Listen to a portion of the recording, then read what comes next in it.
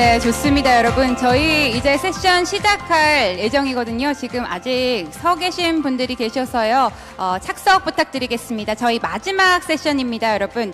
착석 부탁드리겠습니다. Well, ladies and gentlemen, let us get started. So, since we have all the panelists, speakers, 네, 지금 패널분들, 연사분들, 그리고 좌장님 다 무대 위로 오셨기 때문에 이제는 제가 발언을 고만해야 될 것 같습니다. 시간이 불충분하기 때문에 바로 좌장님께 마이크를 넘기도록 하겠습니다. 큰 박수로 환영해 주시기 바랍니다. Our distinguished guests, esteemed speakers. 네, 기빈 여러분, 참석자 여러분 안녕하십니까? 마지막 세션에 참석해 주신 여러분께 진심으로 감사의 말씀 드립니다. 오늘 함께 이렇게 논의할 수 있는 시간을 갖게 돼서 너무 기쁩니다. BIPC를 통해서 우리가 해양 산업이 글로벌 경제에서 중요한 역할을 담당하면서 동시에 환경에 대한 상당한 영향을 미친다는 것을 알 수 있었습니다. 온실가스 배출에 있어서도 상당한 부분을 담당하고 있는데요. 수송 부분만 생각하더라도 모든 수송 관련해서 11%의 온실가스 배출이 해양 산업에서 발생하고 있습니다. 그런데 국가라고 생각해 본다면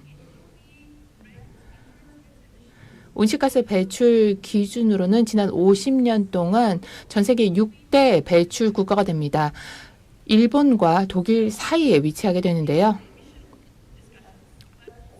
배출에 대해서 얘기할 뿐만 아니라 아시아 태평양 지역을 생각했을 때 해양 산업에서 중요한 역할을 담당한다는 것을 알 수 있습니다. 전 세계 해양 수송의 64%가 아시아 발이거나 아시아를 통항하게 됩니다. 그래서 다양한 항만, 그리고 다양한 배경, 그리고 다양한 기술적인 수준의 편차가 있는 국가들의 이야기를 들어보고 글로벌 관점에서 함께 논의를 했으면 합니다. 신흥시장의 항만들은 바로 글로벌 공급망의 연결점입니다. 바로 중요한 동맥의 역할을 담당하고 있는데요.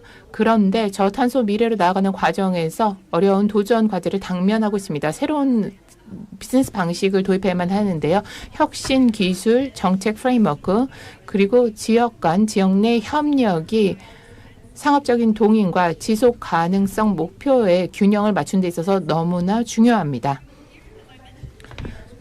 제가 다양한 항만들의 이야기를 먼저 들어보도록 할 텐데요. 시애틀 롱비치 항의 말씀을 좀 들어보도록 하겠습니다. 사모아 피지 항의 이야기도 한번 들어보도록 하겠습니다.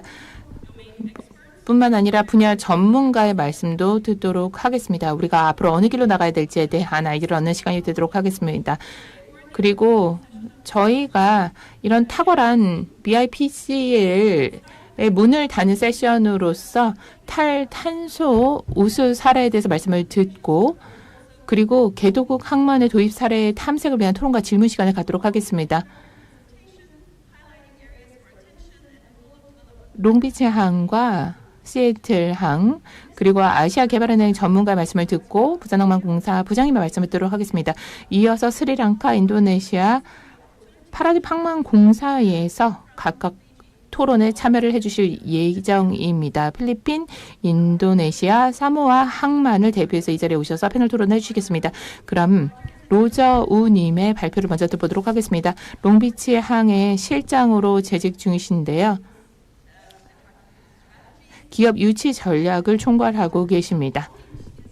롱비치 항은 미국에서 컨테이너 항으로서 가장 물동량이 많고 탄탄한 역사를 가지고 있는 지속 가능성의 선두주자입니다. 뿐만 아니라 디지털화와 탈탄소화를 가장 먼저 수용한 항만 중에 하나이기도 합니다. 발표해 주시기 바랍니다.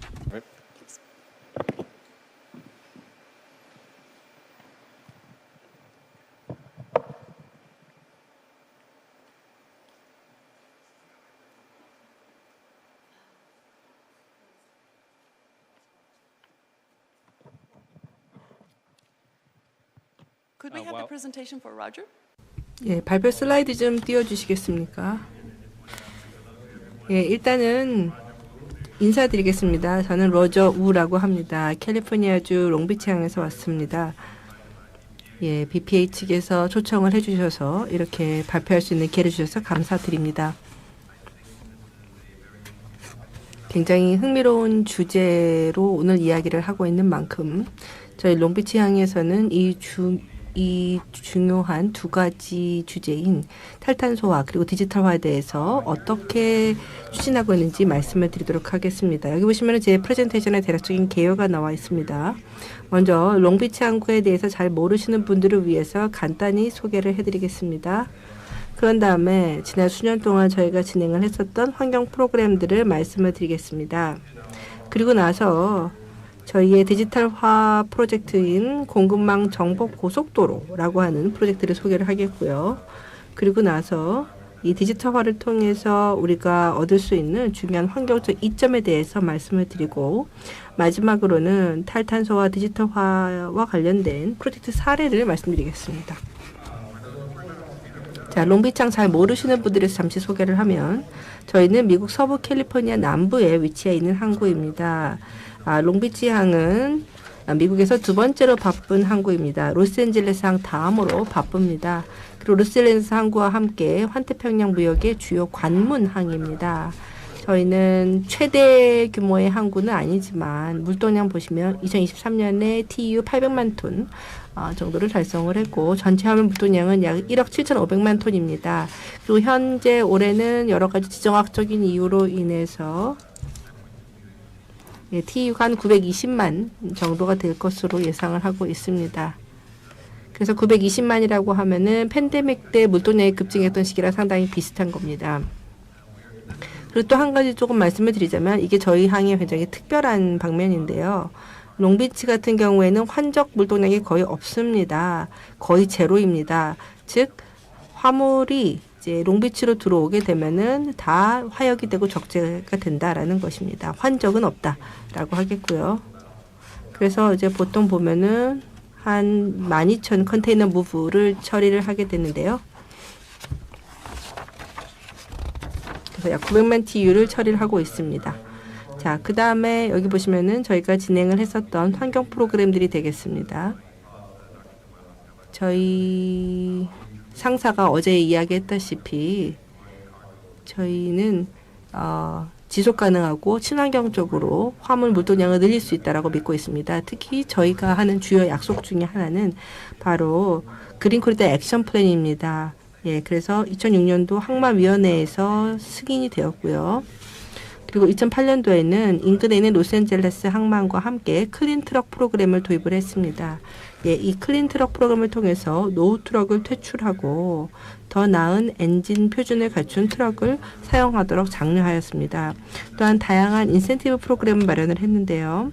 인센티브를 통해서 좋은 행동을 주도하고 또한 탈탄소화를 추진하고 있습니다.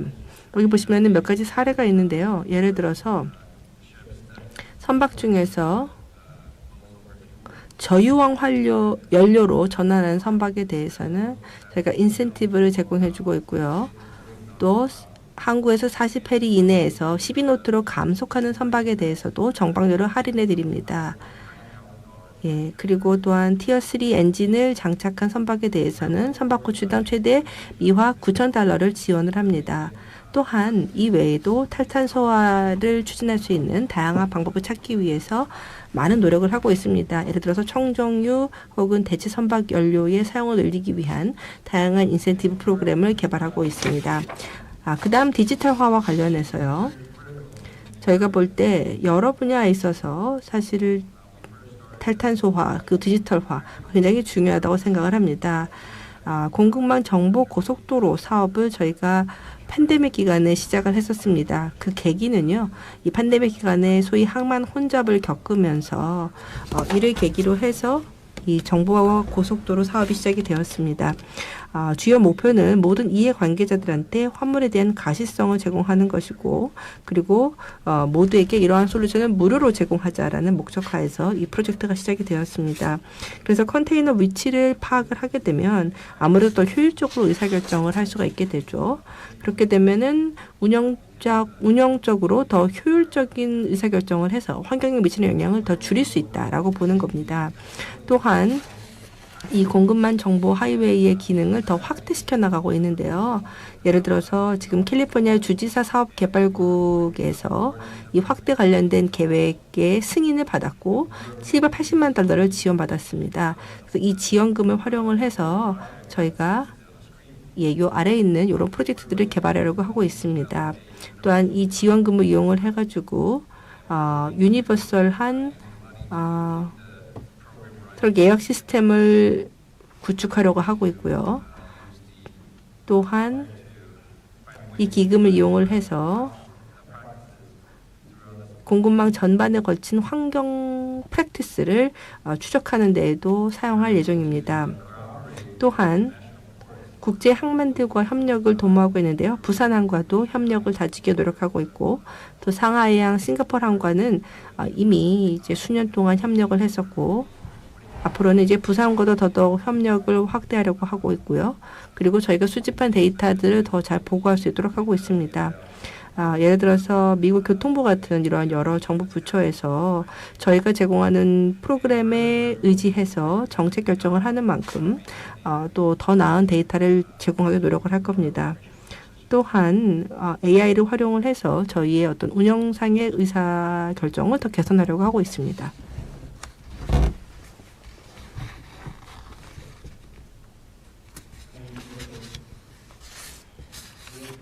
또한 저희가 강하게 믿는 것은 디지털화의 노력을 통해서 탈탄소화를 더 향상시키고 더 강력히 추진할 수 있다고 생각합니다. 특히 데이터 수집을 통해서 의사결정을 개선하게 될 때 이것이 더 나은 운영상의 효율적인 결정을 내릴 수 있게 된다고 보고 있고요. 이렇게 되면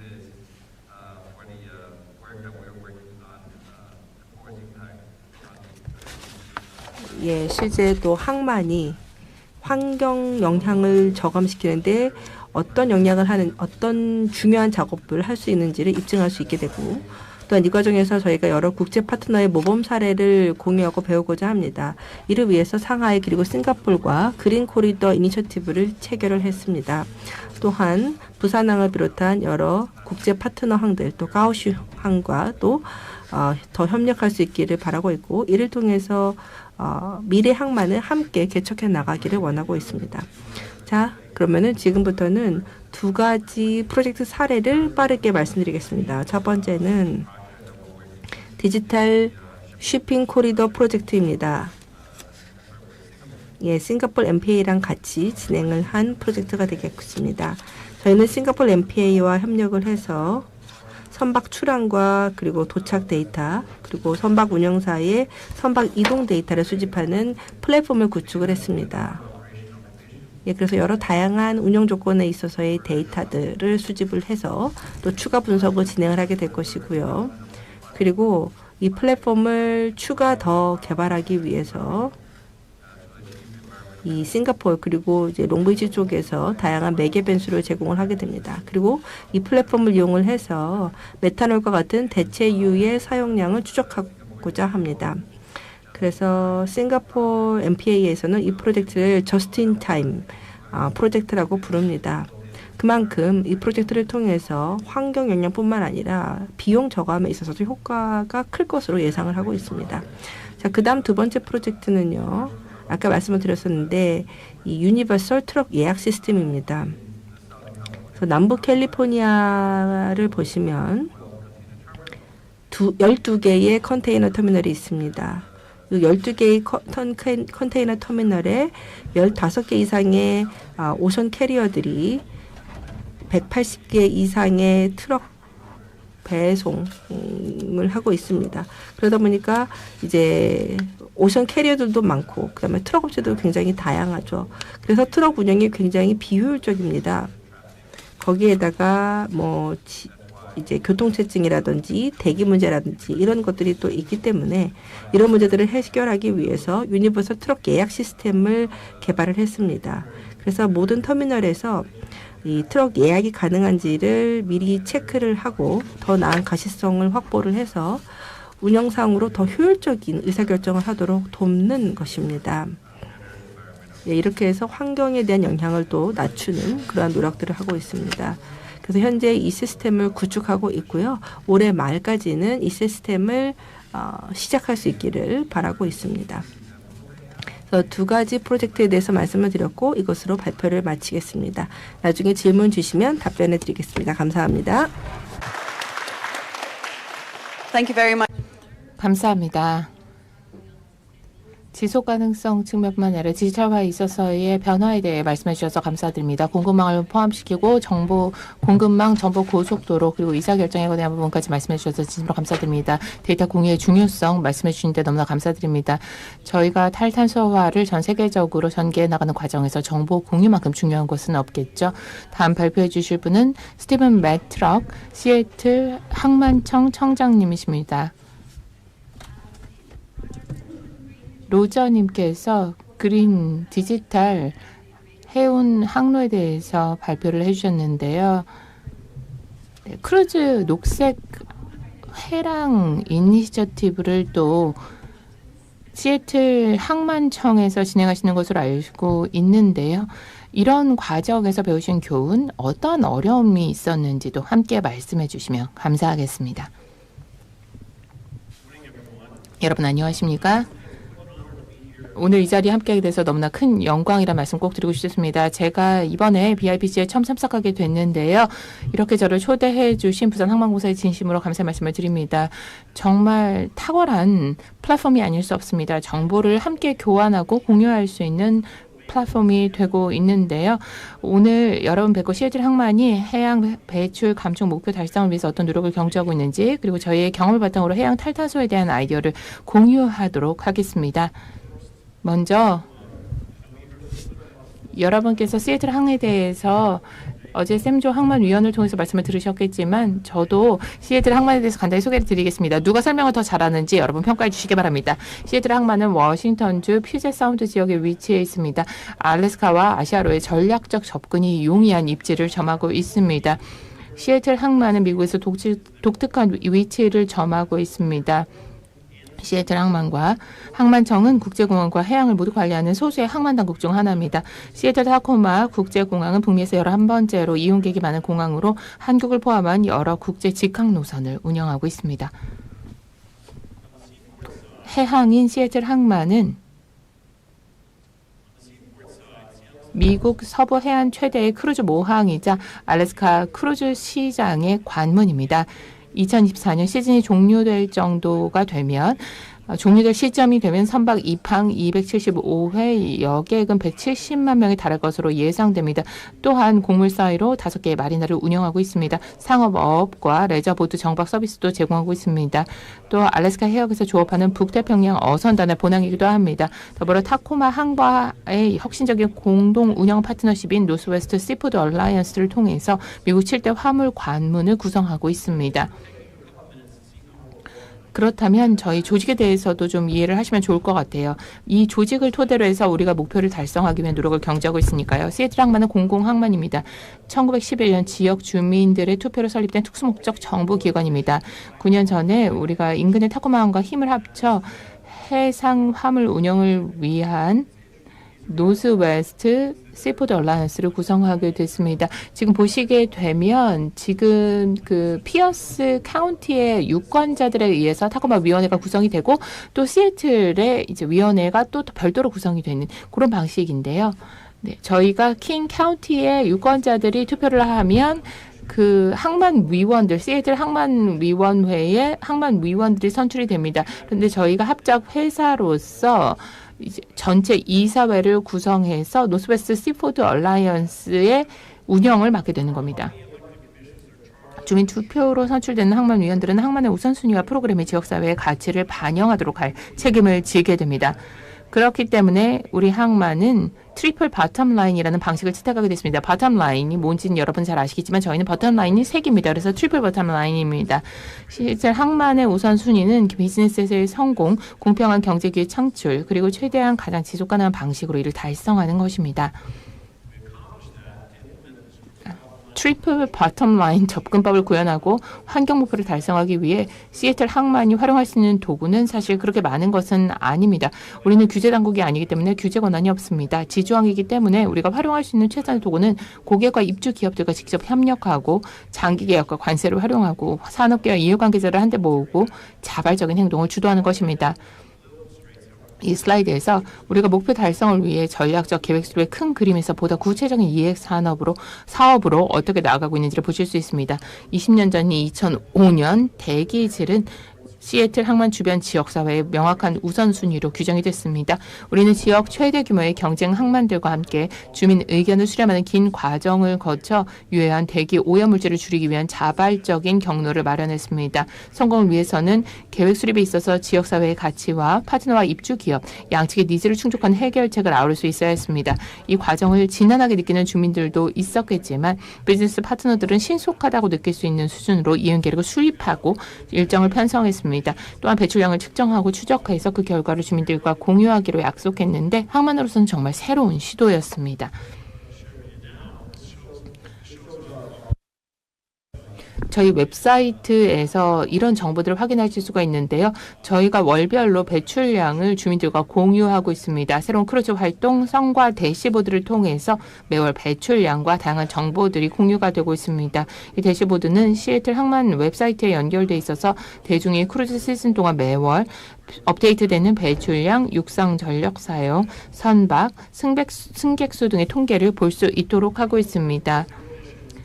네, 저희가 사용하는 도구 중에 하나고요. 세계는 2050년 탄소 중립을 목표로 나가고 있습니다. 국제 헬사기구 IMO는 해운 분야 목표를 채택했습니다. 따라서 항만들은 앞으로 무배출 선박을 어떻게 지원할 것인지를 결정해야 합니다. 항만과 선박 운항에 따른 온실가스 배출 감축을 위한 계획을 토대로 세 가지 전략이 도출됩니다. 먼저 운영과 엔지니어링을 통해서 에너지 효율을 최적화하는 것입니다.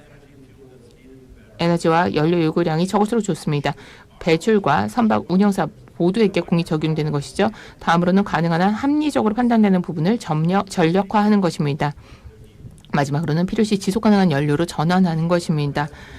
여기서는 비준 활동과 투자를 보실 수가 있습니다.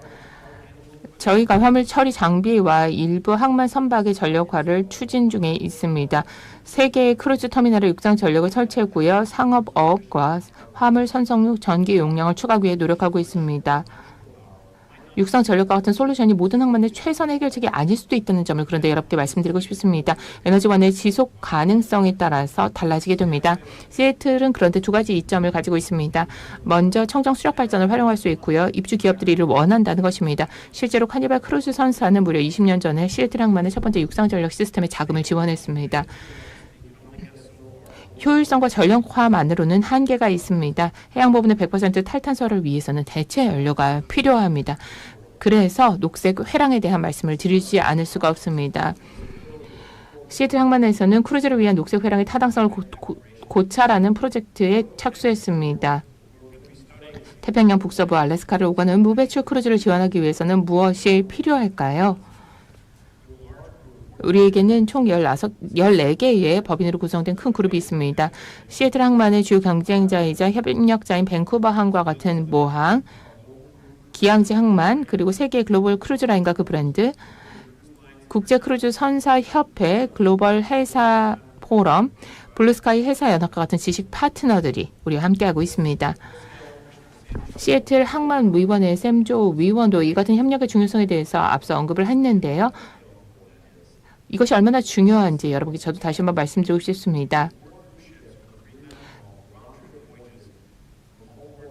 타당성 조사를 위해 2032년까지 태평양 북서부의 모항에서 알래스카까지 왕복 항해하는 4척의 크루즈 선박에 그린 메탄올을 공급하는 데 필요한 사항들을 저희가 살펴볼 예정이고요. 이 연구는 현재 공식 진행 중으로 1년 후에 완료될 예정입니다. 이를 통해 크루즈 녹색 회랑의 강점과 과제를 파악할 수 있을 것입니다. 자신 있게 말씀드릴 수 있는 것은 이 연구를 통해서 이 해결책이 현재 우리가 사용하는 화석 연료보다 더 비싸다는 사실을 확인할 수 있게 될 겁니다. 그리고 현재 사용 중인 연료와 그린 메탄올 간의 가격 격차에 대해서 많은 정보를 알게 될 것이고요. 광범한 산업 접근이 필요한 안전 저장, 급유, 교육 훈련 요건이 있음을 확인하게 될 것입니다. 이것이 개발도상국 항만에 어떤 의미가 있는지 궁금하실 텐데요. 크루즈 녹색 회랑이 그 질문에 답이 될 수 있다고 생각했습니다. 여기 보시는 기항지 항만들은 작고 고립돼 있고 접근이 어렵습니다.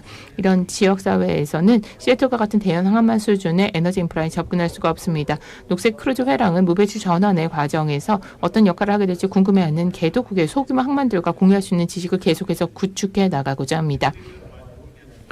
다양한 항만을 지역 내 하나의 시스템으로 바라보는 것이 하나의 모델이 될 수 있을 것이라고 생각합니다.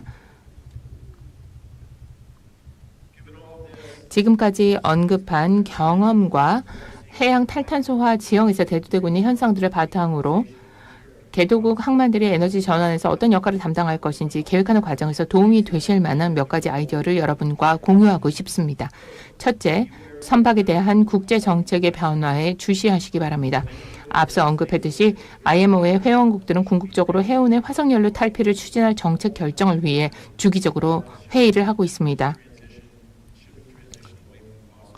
이러한 규정들이 선박 기준이 되겠지만 연료 인프라를 보유한 항만들이 또 중요한 역할을 담당해야 합니다. 여러분은 정부와의 관계를 통해 이러한 정책 변화 추이를 살피며 논의에 참여하거나 업계 협회를 통해서 확인하실 수도 있습니다. 바로 이 자리에서도 여러분이 확인하실 수 있고요. 항만의 경우 국제항만협회인 IAPH가 전 세계적으로 해양 탄탄소화 작업에 매우 활발히 참여하고 있습니다. 또 IMO는 그린보이즈 2050이라는 프로그램이 있는데 저는 이것을 강조하고 싶습니다. 이 프로그램은 에너지 전환에 대한 지원을 모색하는 개발도상국과 기술이나 전문 지식을 제공하는 선진국을 연결해 줍니다. IMO 회원국들을 통해 이미 재원이 모두 제공되고 있습니다. 그린보이즈 웹사이트에 따르면 현재 파일럿 시범 프로젝트 신청을 받고 있습니다. 시애틀 항만은 이 프로그램을 검토 중에 있고 우리가 멘토 역할을 할 수 있을지 고려하고 있습니다. 여러분도 한번 고려를 해주시면 좋겠습니다. 대형 항만에서는 모두 멘토로 참여를 해주셨으면 좋겠다고 제안드리고 싶습니다. 두 번째 제안은 파트너십을 육성하는 것입니다. 파트너십을 발전시킨 데 있어서 고객 서비스 접근 방식을 적용하는 방안을 고려해 보시기 바랍니다. 어떻게 하면 고객이나 다른 항만 파트너들이 솔루션을 구현하기 쉽게 만들어줄 수 있을까요? 먼저 기존의 관계에서부터 시작하는 겁니다. 다른 지역의 항만, 다른 지역 항만, 무역 파트너, 자매 항만, 그리고 입주 기업과 비즈니스 파트너들과의 협력을 모색해 보시기 바랍니다. 고베, 싱가포르, 이런 항만들과의 협력을 부산항의 경우에는 모색할 수 있겠죠. 이들에게 해양 탈탄소화에 대한 목표와 계획이 무엇인지 한번 물어보시고요. 비즈니스 파트너들과 대화하면서 무엇이 필요한지 어떤 부분에 도움을 줄 수 있는지 물어보고 함께 계획을 수립하시기 바랍니다. 우리 중에 그 누구도 혼자서 탈탄소화를 이룰 수는 없습니다. 마지막으로 기회를 적극적으로 수용하시고 포착하시기 바랍니다. 화석연료에서 이 연료로 전환하는 과정에서 재생에너지는 그 어느 때보다 중요해지고 더 광범위하게 확산될 것입니다. 중앙 집중도는 감소할 수밖에 없습니다. 여러분 항만이 이 연료를 생산하거나 가치 사슬에 참여할 전략적 이점이 있는 지역에 위치해 있는지 고려해 보시기 바랍니다. 녹색 회랑 참여 기회도 보시기를 바랍니다. 녹색 회랑은 무배출 항로를 지원하고자 하는 2개 이상의 항만 간의 파트너십입니다. 글로벌 연구에 참여하거나 파일럿 프로젝트 참여에 관심을 표명하는 방법도 있습니다. 이 연료의 최적 생산과 공급 경로를 모델링하는 싱크탱크들이 있는데 여기 참여하시면 유용한 분석과 조언을 얻으실 수 있습니다. 마지막으로 정리를 하자면 여러분의 항만과 지역의 강점을 활용하는 계획 수립에 집중하시고 기회를 적극적으로 수용하시고 발전을 위해 파트너십이 필수적이라는 점을 꼭 기억해 주시기 바랍니다. 감사합니다. Thank you very much. 예, 감사합니다. 스티브님께서 트리플 버텀라인 얘기하셨는데요. 결국 이거는 사실상 이제 책임성과 협력, 그리고 이제 환경 목적을 달성하기 위해서 그리고 비즈니스를 추진하면서도 상업적인 타당성을 확보하기 위해서 굉장히 중요한 부분이 생각이 듭니다. 자, 그 다음 연정흠님을 모시도록 하겠습니다. 부산항만공사 항만연구원 부장님이십니다. 부산항만공사 항만연구 부장님으로 현재 재직 중이신데요. 부산항 앞전 발전 기술개발 현황과 향후 과제에 대해서 발표해 주시겠습니다. 항만공사 항만연구부장 연정흠입니다. 먼저 BIPC 2024에 참석해 주신 연사님들과 청중들께 깊은 감사의 말씀을 드립니다. 금일 제 발표의 주제는 현재 부산항에서 개발 중인 앞전 발전 하베스팅 기술개발 과제의 진행 상황과 향후 과제에 대한 내용입니다. 말씀드릴 순서는 사업 계획에 이어 주요 추진 성과, 향후 계획입니다. 먼저 사업 계획입니다. 사업 개요인데요. 아시는 바와 같이 4차 산업혁명으로 시작된 스마트 기술들이 항만에도 많이 보급되고 있습니다. 항만 분야의 스마트 기술은 크게 디지털화와 그다음에 무인 자동화를 이야기할 수 있는데 특히 무인 자동화의 핵심인 정밀 제어를 위해서 크레인은 전기 에너지로 지금 전환이 되었습니다. 이와 함께 IMO의 환경 규제에 따라 항만 내 이송 장비들은 LNG나 전기, 수소전기 등으로 전환되고 있는 상황입니다. 아래 표를 보시면 부산항의 연간 에너지 사용량은 한화로 약 700억 원, 미화로 약 6천만 달러에 해당하며 이 중 전기 에너지가 56%, 경유가 33%, LNG가 11%에 해당합니다. 사실 약 15년 전만 해도 항만 분야 에너지 비중은 경유가 50% 이상을 차지하였습니다. 다만 이제 부산항에서 전기 에너지는 한국전력공사에서 100% 공급하고 있으며 신재생 에너지로 태양광 발전이 있으나 실제 사용되고 있지는 않습니다. 신항 7부두 완전자동화 터미널 시작으로 전기 기반 이송 장비인 AGV 도입과 육상 전원 장치인 AMP 설치, 그다음에 기존 이송 장비의 전기 전환 등으로 해서 전기 사용량은 지속적으로 증가될 것으로 예상이 됩니다. 결국 항만 당국은 전기 에너지 소비에 대한 절감 방안이나 새로운 전기 에너지원 확보가 핵심 과제가 될 거라고 예측을 하고 있습니다. 앞전 발전 기술을 시작하게 된 배경을 말씀을 드리면 항만에서 안정적으로 전기를 생산하는 방법이 어떤 게 있을까 하고 고민을 하게 됐는데 항만은 화물을 처리하는 시설이고 이를 위해서 화물 차량들이 게이트로만 통행한다는 특성을 이용해서 연구에 착수하게 됐습니다. 개발 사례로 해외는 이제 이스라엘에서 2000년대 초에 진행한 바 있으며 대한민국에서는 한국도로공사가 고속도로 일부 구간에 설치를 하고 테스트를 한 경우가 있습니다. 다만 안타깝게도 그 상용화가 아직 이루어지지 않은 것으로 파악되고 있습니다. 세계 선석 기준 컨테이너 터미널 같은 경우는 연간 화물 차량이 약 100만 번 정도 이렇게 출입을 합니다. 부산항 전체를 계산해 봤을 때 약 1,500만 대의 차량이 운행을 하게 되는데요. 그 앞전 모듈의 핵심 원리는 앞전 발전의 핵심 원리는 게이트 레인에 앞전 모듈을 설치를 하고 화물 차량이 밟고 지나가면 전기가 생산되는 방식으로 구조도는 아래의 그림과 같습니다. 앞전 발전을 개발하다 보니 저희가 경쟁 에너지원으로 태양광 발전을 얘기를 하고 있는데요. 태양광 발전 대비해서 기후 변화에 대한 어떤 영향력이 매우 낮고 설치 면적이 작은 장점이 있는 반면에 여러 가지 전기 에너지를 모으는 하베스팅 기술에 따라서 경제성이 떨어지는 그런 단점들이 좀 있는 걸로 생각이 됩니다. 주요 추진 성과를 말씀드리겠습니다. 오른쪽 상단을 보시면 앞전 모듈 케이스를 저희가 저중량 고강도를 높이기 위해서 알루미늄으로 제작을 했으며 완충 역할하는 외부 모듈과 앞전 소자 및 진동판이 설치되는 내부 모듈로 구성을 개발을 했습니다. 왼쪽 하단을 보시면 모듈의 내부 상태인데요. 앞전 소자와 진동판이 총 16개가 설치가 되어 있고 작동 원리는 조금 전에 말씀드린 대로 차량이 지나가서 밟고 가면 앞전 모듈이 위아래로 움직이면서 진동판을 떨리게 하고 끝에 연결된 앞전 소자에서 전기가 생성되는 그림입니다. 왼쪽 상단의 그림 같은 경우는 이 앞전 소자가 실제 운용되는 여러 가지 발전되는 어떤 전압이나 전류, 발전량들을 실시간으로 제공할 뿐만 아니라 모듈의 그 하드웨어적인 상태, 진동이나 온도, 습도 등에 대한 정보를 제공하기 위해 IoT 센서를 설치를 했습니다.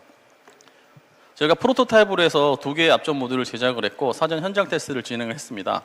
장소는 이제 과거 컨테이너 터미널로 사용되었던 해양산업 클러스터 부지에 설치를 하고 컨테이너 차량 및 사시를 임차해서 약 한 2달 정도 진행을 했습니다. 오른쪽 하단의 영상을 보시면 앞전 모듈을 이제 컨테이너 차량이 밟고 지나가는 모습을 볼 수가 있는데요. 참고로 하시면 될 것 같습니다. 사전 테스트를 했을 때 결과입니다. 사실 저희는 실험하기 전에 앞전 발전의 어떤 전기 생산성을 높이는 요인이 차량의 중량과 속도인데 속도보다는 중량이 더 영향을 많이 미칠 거라고 생각을 했습니다. 왼쪽 그래프를 보시면 실제로 차량의 크게 영향을 미치는 건 속도가 영향을 미쳤습니다. 저희가 이제 공차 상태, 그다음에 컨테이너 적재 상태, 15톤 화물 적재 상태 등을 화물을 얹어서 이렇게 운행을 해봤더니 발전량에 크게 변화가 없었습니다. 다만 차량 속도를 5km에서 70km로 이렇게 5km 간격으로 이렇게 운행을 하면서 분석을 해본 결과 시속 20에서 30km대의 가장 높은 전압량이 발생을 했습니다. 일반적으로 항만 내 이제 차량 운행 속도를 30km 미만으로 제한을 하고 있는데요. 이 앞전 발전 기술을 항만에 적용을 하면 굉장히 항만이 최적의 조건을 제공할 것이라고 판단을 하고 있습니다. 다음은 실제 이제 컨테이너 터미널에 저희가 테스트를 하기 위해서 운영사와 협력을 맺었고요. 그다음에 본 테스트를 하기 위해서 8개의 앞전 모듈을 시공을 했습니다. 왼쪽 사진이 초기에 시공한 사진인데 신항 1부두 게이트 아웃라인에 이렇게 설치를 했었고요. 다만 이제 저희가 이제 설치를 개별적으로 이렇게 모듈을 설치하다 보니까 그 시멘트가 경화되면서 약간 틀어짐이나 휘어짐 현상이 발생을 해서 오른쪽 그림과 같이 저희가 2차 시공을 통해서 앵글로 모듈 2를 만들고 단일 시공을 통해 흐트러짐이 없도록 이렇게 설계를 진행을 했습니다. 모듈 설치 이후에는 저희가 IoT 센서를 기반으로 한 통합 판넬을 현장에 설치했습니다. 왼쪽 상단에 있는 그림인데요. 그리고 신항 일부드 사무실에서 실시간으로 발전 양이나 모듈의 상태를 볼 수 있도록 통합 모니터링 시스템을 개발해서 연동을 시켰고요. 그다음에 현재까지 그 왼쪽 하단의 이 그림을 보시면 약 2만 대의 차량이 통과하는 부분을 제가 실제 테스트를 했습니다. 다음은 제가 앞전 모듈의 핵심인 세라믹 소재의 가격 경쟁력 확보를 위해서 국산화를 진행을 했습니다. 세계적으로 앞전 세라믹 소재를 개발하는 업체는 2개에서 3개밖에 안 되는데요. 최소 주문량이 약 200개 이상을 해야지만 판매를 하고 있어서 상당히 가격이 높습니다. 다만 이제 코로나 사태로 인해서 코로나 전에는 가격이 좀 저렴했었는데 코로나 이후에 약 가격이 한 3배에서 4배 이상 높게 치솟았습니다. 그렇다 보니 개당 가격이 150달러에서 약 800달러로 이렇게 올라가면서 저희가 이제 기술 개발에 굉장히 어려움이 있었는데요. 한국 세라믹 연구원의 전문가의 자문을 받아서 국내 업체와 이 소자를 개발을 했습니다. 테스트 해본 결과 오른쪽 그래프인데요. 외산 대비 발전량은 약 4배에서 6배 높게 발생을 하고 가격은 약 5분의 1 수준으로 낮출 것으로 기대를 하고 있고 세라믹 쪽의 어떤 강도를 강하게 하기 위해서 표층을 추가해서 외국산 대비 강도가 높게끔 발생하도록 그렇게 개발을 했습니다. 저희가 이제 앞전 모듈의 어떤 신뢰성과 지식재산권 확보를 위해서 뭐 방수, 방진 같은 11개의 공인인증 시험을 거쳐서 제품의 우수성과 신뢰성을 확보를 했고요. 지식재산권 같은 경우는 5건을 출원을 하고 현재 1건이 등록되어 있습니다. 또한 하단에 보시면 IAPH의 지속가능 보고서의 친환경 분야 추진 사례로 등록까지도 했습니다. 마지막으로는 제가 이제 현장 테스트 결과를 기준으로 태양광 발전과 성능을 태양광 발전 대비해서 성능과 경제성을 비교한 내용입니다. 동일한 금액으로 하나 약 1억 2천만 원, 미화로 한 9만 달러 정도를 투자를 했을 때 연간 예상 발전량은 태양광이 약 130메가와트 되는 반면에 앞전에 200메가와트가 생산되는 걸로 추정이 되고 있고요. 다만 이제 면적은 태양광 발전에 비해서 10분의 1 정도만 필요하다는 부분. 그다음에 투자 배수 같은 경우는 태양광이 약 9년 정도 걸리는 데 반해 앞전 발전은 5년 정도로 해서 경제성이 굉장히 높을 것으로 예상이 됩니다. 다음은 이제 향후에 이제 부산 항만공사가 추진할 과제를 말씀드리겠습니다. 추진 과제 첫 번째는 앞전 모듈 구조물의 내구성 및 유지 보수를 향상시킬 계획입니다. 기존 알루미늄 재질을 스테인리스로 변경을 해서 내구성과 강도를 높일 계획이고요. 금년 하반기에 추가로 개발을 해서 현장 테스트를 진행할 계획입니다. 또한 그 앞전 발전의 가장 큰 이 단점이 이제 우기 시에 물이 차는 부분이 있는데요. 그런 부분을 방지하기 위해서 하우징 커버의 기능 개선을 진행할 계획입니다. 또한 이제 두 번째로는 앞전 발전의 그 출력 향상과 일체형 진동자를 개발할 계획입니다.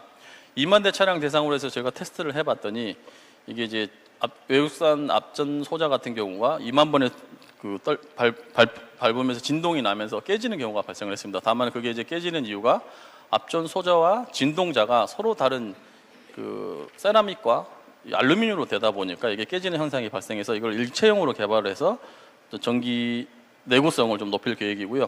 세 번째로는 앞전 소재에 대해서 발생하는 전기 출력의 어떤 손실 감소와 하베스팅 기능을 강화할 계획입니다. 마지막으로는 제가 이제 현장 테스트를 통해 개발한 기술을 이제 사업화를 진행할 계획인데요. 현재 지금 부산 항만공사에서 앞전 발전 사내 벤처를 설립해서 운영을 하고 있고 저희가 이제 사업화 전략 수립과 사업 타당성 분석을 면밀히 진행을 해서 2025년 내년도에 정식으로 스핀오프를 해서 출범할 계획입니다. 네, 이상 현재 부산 항만공사에서 진행하고 있는 항만 특화형 앞전 발전 하베스팅 기술 개발 현황과 향후 과제에 대한 발표를 마치도록 하겠습니다. 그 탈탄소에서 친환경 하는 부분도 중요한데요. 가장 많이 사용되는 전기 에너지원을 어떻게 항만이 확보할 것인가 하는 부분이 저희의 가장 큰 숙제입니다.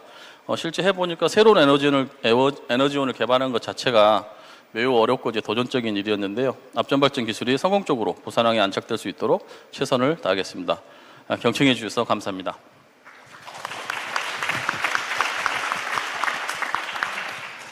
Thank you very much. 예, 감사합니다. 연 부장님. 예, 지금 이러한 지난해 BPA에서도 발표해 줬던 것 같은데요. 이 프로젝트가 또 더 성장해서 이렇게 새로운 모습으로 볼 수 있게 돼서 매우 기쁘게 생각하고 실제로 앞전 발전 하비스팅 기술은 굉장히 포텐셜이 크다라고 생각이 듭니다. 특히 이제 해상 그리고 항만의 탈탄소에 있어서 크게 기여할 것으로 예상이 됩니다. 자, 마지막 연사반을 소개하겠습니다. 던컨 맥킨토시님이십니다. 아시아개발은행 수석 전문가이시고요. 아시아개발은행의 해양 탈탄소 이니셔티브에 대해서 말씀해 주시겠습니다. 예, 감사합니다. 아시아개발은행에서 저희는 2030 비전이라고 하는 전략이 있습니다. 이것은 포용적이며 회복력 있고 지속 가능하고 번영하는 아시아 태평양을 달성하자라고 하는 비전이 되겠고요. 이것을 위해서 대출, 기술 지원, 보조금, 그리고 지분 투자를 한다라고 되어 있습니다. 예, 특정 해를 기준으로 해서 보시면 총 오퍼레이션 보시면은요, 약 한 350억 달러 정도를 운영을 하게 되고요. 이 중에서 가장 큰 자금이 들어가는 분야가 바로 수송, 교통 분야입니다. 예, 전체 오퍼레이션 자금의 3분의 1이 교통 수송 쪽으로 들어가게 됩니다. 이 보통은 이제 원래는 육상 쪽을 주로 투자를 했었었는데요. 최근에는 항만 쪽에도 투자를 하고 있습니다. 예를 들어서 태평양 쪽 같은 경우에 사모아에서 아피아 항의 지속 가능성, 안전성, 보안 강화 프로젝트가 있었습니다. 예, 그래서 한 6,500만 달러의 보조금이 지급이 되었고요. 이 부분에 대해서는 관련 분이 함께하고 계시기 때문에 이따 더 자세히 말씀을 드리겠습니다. 또 이와 함께 저희가 심해항을 나우루에다 구축을 했었습니다. 예, 그래서 지금 보시게 되면은 이렇게 이제 상하역을 잘 할 수 있도록 하고 해양항만 당국 기관을 역량을 강화하고자 하고 있습니다.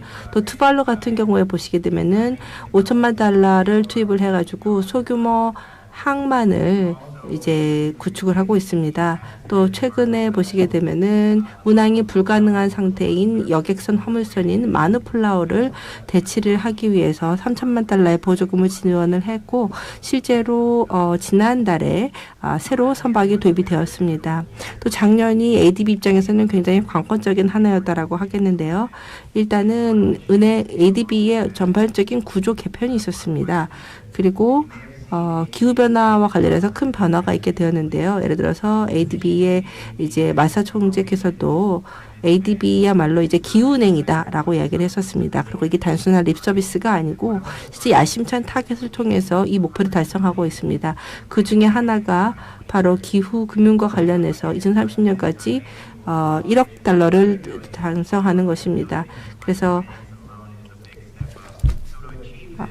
100억 달러를 달성하는 것입니다. 이 목표를 달성을 하기 위해서 저희가 여러 신흥 분야들, 투자할 신흥 분야들을 지금 모색 중에 있습니다. 예, 그래서 이렇게 대규모의 파이낸싱 프로젝트를 지원하고자 하고 있는 것입니다. 특히 이제 큰 기회가 있다고 보는 것이 바로 해상 쪽에 있어서의 탈탄소화입니다. 예, 그래서 해상 탈탄소 관련해서 어느 정도의 자금이 필요한지를 추산을 해봤었는데 정말 어마어마하다라는 생각이 듭니다. 저희가 예상하기로는 2050년까지 IMO의 목표인 넷제로를 달성하려면 1조 9천억 달러가 투입되어야 한다라는 계산이 나오게 되고요. 그중에서 87%는 육상 기반 인프라, 그리고 연료 생산 시설 쪽에 투입이 돼야 된다라고 봅니다. 그러니까 지금 보시면은 초기 비용 그리고 이제 새로운 유형의 투자가 필요하다라는 것이죠. 전통적인 해상금융수단으로는 쉽게 지원이 안 되는 겁니다. 그렇기 때문에 제로 카본 벙커 연료를 위한 전환을 가속화해야 됩니다. 이것을 위해서 관련 기업들을 도와야 되고요. 또한 항만공사가 기후변화에 적응할 수 있도록 적극적으로 지원해야 됩니다. 기회도 있습니다. 일단 저희가 보고 있는 것은 모든 미래의 연료들 같은 경우에는 최소 에너지 밀도가 지금 화석연료보다 2.5배더 낮을 것으로 보입니다. 그만큼 선박이 더 빈번하게 벙커링을 하고 급유를 해야 된다는 것이죠. 이건 뭐냐면은 새로운 벙커링 허브가 탄생할 수 있다는 가능성을 이야기해 주는 것이고 이 과정에서 큰 경제적 이득을 얻을 수 있을 것으로 보입니다. 또한 항만 인프라는 해양산업 탈탄소화에 있어서 핵심입니다. 예, 그래서 저희가 항만 인프라에 투자를 하게 될 때 탄력성이 더 좋아지게 될 것으로 예상을 하고 있고요. 그래서 보통 보건력에 이제 투자를 하게 될 경우에 투자금 1달러당 4달러의 순이익을 얻을 수 있을 것으로 보입니다. 또한 항구 운영과 관련해서 전기화라든지 육상 전력에 대한 접근을 제공을 하면서 일단 하기 쉬운 것부터 먼저 해나갈 수 있다고 생각이 들고 점차적으로 재생에너지를 더 추가해 나갈 수 있을 것으로 보입니다. 그리고 해상 화물의 40%가 에너지와 관련된 것이기 때문에 이미 에너지 전환에 있어서의 핵심에 있다라고 하겠습니다. 그래서 결국 탈탄소화라고 하는 것은 전기 연료의 개발과 관련이 있고 그래서 그린 코리도를 통해서 일단 퍼스트 무버들에 대한 지원을 강화해 나가고자 합니다. 또한 저희는 프로그램 기반의 접근 방식을 도입하고 있습니다. 그래서 저 은행의 플래그십 이니셔티브로 지금 추진을 하고 있고요. 그래서 정의로운 전환을 하면서 동시에 정의로운 전환을 위해서요. 특히 이제 소규모 도서국 같이 이 추가적인 에너지 전환에 따른 비용 추가에 가장 큰 타격을 보는 이런 국가들 1차적으로 지원하려고 합니다. 또한 저희 항만에서의 전기화나 혹은 스마트 디지털 솔루션 도입을 가속화하기 위해서 많은 노력을 하게 될 것입니다. 또한 영내 협력과 통합을 추진하고자 합니다. 이렇게 해서 영내 녹색 해운 정책을 통일화시키고 조율하려고 하고 있고요.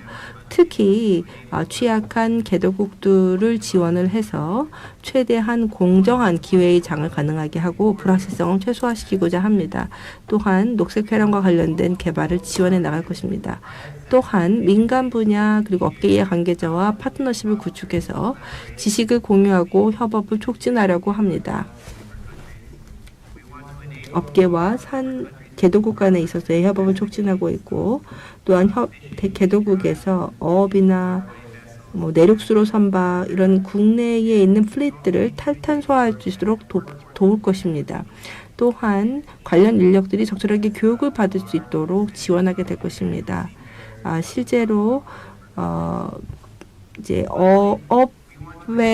어업인의 대다수가 저희 회원국에서 거주하고 있기 때문에 이들에 대한 적절한 교육을 보장하고자 하고 있고 또한 멀티도너 펀드를 새롭게 창설하게 될 텐데요. 그린포트 메리타임 디카보나이제이션 펀드입니다. 이러한 새로운 펀드를 조성함으로써 자금 조달의 격차를 해소하고자 하고 있습니다. 이거는 이제 보시게 되면은 저희가 지난해 진행했었던 연구가 되겠는데요. 지금 녹색 포트를 위해서 파이낸싱과 관련된 현황이 어떻게 되는지를 보게 되면 실제 상당한 자금 조달의 격차가 있는 것으로 확인이 되고 있고 특히 그린포트를 추진하는 데 있어서 자금에 대한 액세스가 가장 큰 장애물로 꼽히고 있습니다. 그렇기 때문에 저희가 그린포트 메리타임 디카보나이제이션 펀드를 구축하려고 하고 있습니다. 블렌디드 파이낸싱으로 해서 국부 그리고 비국부 대출을 제공을 하고 있고요. 또한 여러 가지 양호성 차관이라든지 이런 것들을 지원을 하려고 하고 있습니다. 그래서 ADB 프로젝트 라이프 사이클에서 보시게 되면은 업스트림에서는 거버넌스 프로젝트 같은 경우 예를 들어서 이제 녹색 항만 정책 등등을 이제 지원을 하게 되고요. 그 다음에 또 여러 가지 이제 다양한 이제 미드스트림에서는 사당성 연구라든지 이런 것들을 지원을 하게 되고 다운스트림 같은 경우에는 이제 실제 현장에서 지원되는 프로젝트들을 지원을 하게 됩니다. 재생에너지, 태양열 에너지, 풍력 에너지 이런 것들에 대한 개발 지원을 비롯해서 장기 프로젝트라고 할 수 있는 예를 들어서 이제 대체유 벙커링 개발 등등과 관련된 사업들을 지원을 하게 될 것입니다. 감사합니다. 예, 감사합니다. 감사합니다. 지금까지 저희가 다양한 기술 디지털화에 대해서 이제 이야기를 들었고 또 다양한 AI 기반의 이니셔티브나 또 친환경 관련된 다양한 이야기들을 들었습니다. 다시 한번 저희 연사분들께 감사의 말씀 드립니다.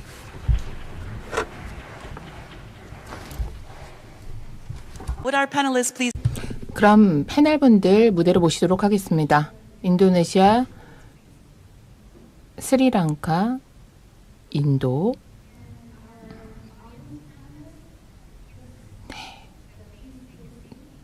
패널 분들께서 앞으로 올라와 주시기 바랍니다. 저희가 좌석을 마련했습니다.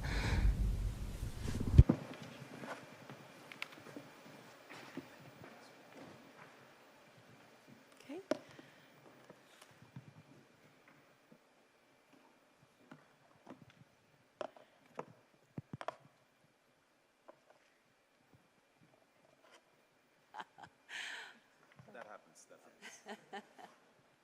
Thank you very much. 감사합니다. 네, 정말 하나의 세계죠. 연합과 협업이 바로 우리 컨퍼런스의 주제죠. 오늘 참석해 주신 패널 분들 소개를 좀 하도록 하겠습니다. 메이디 우타마 인도네시아 항만공사 수석 부사장님께서 함께 해주셨습니다.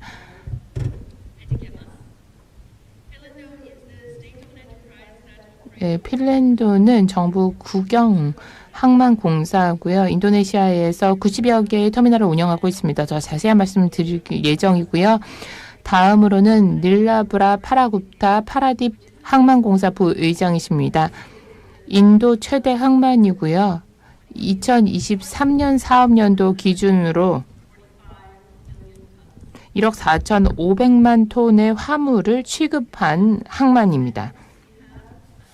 다음으로는 니르발 실바 스리랑카 항만공사 항만안전관리관께서 함께해 주셨습니다. 모든 항만 상업항과 스리랑카의 공항을 총괄하는 기관입니다. 네, 그럼 지금 각각 담당하시는 항만에서 어떤 이니셔티브를 추진 중이신지 탈탄소와 녹색 항만과 관련해서 한 분씩 돌아가면서 말씀해 주시기 바랍니다.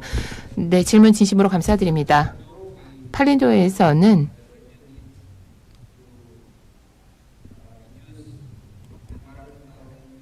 환경 영향 감축의 필요성을 절감하고 있습니다. 이와 동시에 글로벌 탄소화 목표에 우리가 함께해야 된다는 사실을 잘 알고 있습니다. 인도네시아는 군도 국가입니다.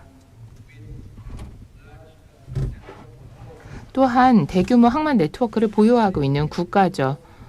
항만은 해양 분야에서 중요한 역할을 담당하고 있고 우리 탈탄소화 노력은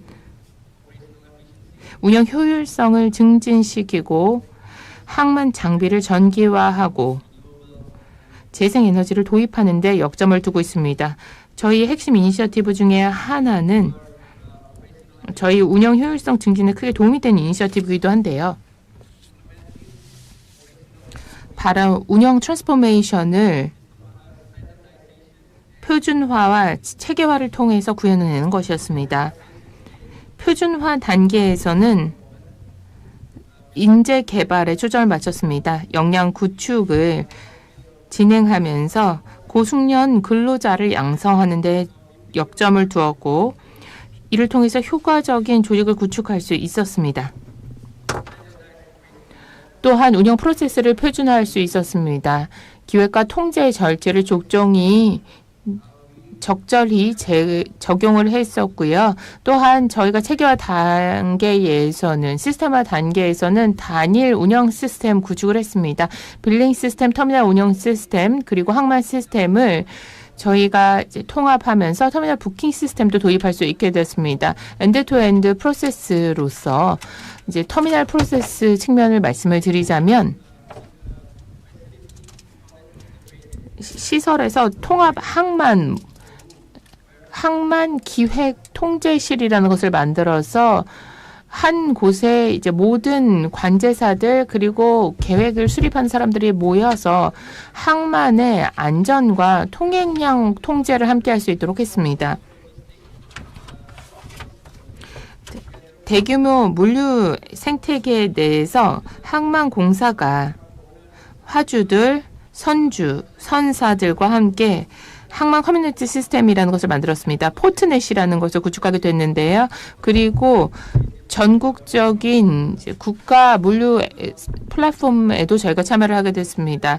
운영 트랜스포메이션에 대해서 좀 말씀을 드리자면 워낙 긴 프로세스입니다. 저희가 3년 전에 시작을 했는데 그때 포르펠린도 1, 2, 3이 이제는 하나로 통합이 돼서 하나의 지주 구조를 갖게 되었습니다. 저희가 71개의 지점을 운영하고 있고요. 사업부는 140개에 달합니다. 컨테이너 터미널의 경우에는 32개의 터미널을 저희가 관리하고 있는데 연간 물동량이 1,700만 TU에 달합니다.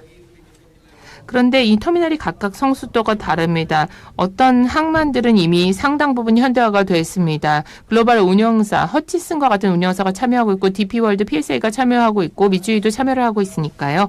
성수도가 높은 이런 항만도 있습니다만 상대적으로 좀 열악한 항만들도 있습니다. 시설의 최소 기준을 충족할 수 있도록 하자. IT 인프라의 최소 기준을 충족할 수 있도록 하기 위해서는 또 장비도 마찬가지고요. 그렇게 하기 위해서는 이런 항만을 상당히 많은 지원이 필요한데 이런 항만들의 대부분은 인도네시아의 동부에 위치해 있습니다. 그래서 이 동부에 있는 항만들을 저희가 트랜스포메이션의 역점으로 삼았습니다. 32개 저희가 운영하는 터미널은 저희가 성공적으로 표준화를 완수했습니다. 25개는 표준화 완료하고 7개는 시스템화도 완료했습니다. 그런데 현재 이 정도 수준에서도 실질적인 결과가 도출되고 있습니다. 생산성이 개선됐을 뿐만 아니라 항만의 성과도 개선되는 모습을 보이고 있습니다. 항만 대기시간 43% 가까이 줄일 수 있었고요. 기획 단계 그리고 장비 활용에서의 이점을 적극적으로 활용할 수 있었고요. 그리고 트럭 턴어라운드 타임도 저희가 대폭 줄일 수 있었습니다. 이렇게 되면 시간을 감축할 수 있을 뿐만 아니라 연료 사용이나 배출도 줄일 수가 있습니다. 터미널 입장에서도 그렇고 선사들도 마찬가지입니다. 이런 성과를 통해서 이미 이산화탄소 배출을 연간 7,500톤까지 줄일 수가 있습니다. 아주 기본적인 운영 트랜스포메이션을 통해서도 이 정도 효과를 거둘 수 있다라는 것을 말씀드리고 싶었습니다. 탈탄소화 노력에 기여할 수 있었던 것이죠. 하지만 아직도 갈 길이 멉니다. 아직도 트랜스포메이션이 상당 부분 진행되고 있기 때문인데요. 또 항만 장비 전기화도 진행하고 있습니다. 이미 146개 장비를 전기화하고요. 2030년까지는 439개 장비를 전기화하려고 합니다. 또 육상 전력도 공급하고 있습니다. 육상 전기 전력을 공급함으로써 저반시 디젤 연료에 대한 디젤 발전기에 대한 의존도를 줄여나가고 있는데요. 또 재생 에너지를 우리 운영에 통합하고 있습니다. 일부 터미널에서는 태양광 발전도 포함시켰고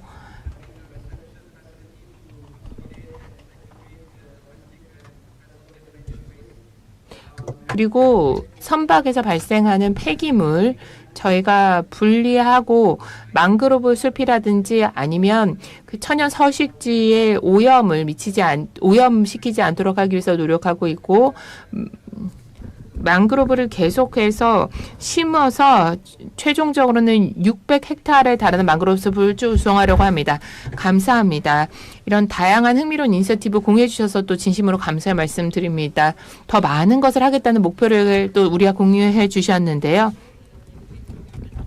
지금 말씀해 주신 내용에서 또 기술에 있어서 도약이 가능하고 기술을 적용하는 것도 가능한데 이와 동시에 이 시스템과 이런 것을 흡수할 수 있는 역량을 구축하는 것이 그렇게 쉽지는 않다. 이렇게 편차가 큰 경우에는 그렇게 적용하는 것이 쉽지 않을 수도 있다라는 부분을 말씀을 해 주셨습니다. 감사합니다. 다음으로는 인도 항만의 말씀을 듣도록 하겠습니다.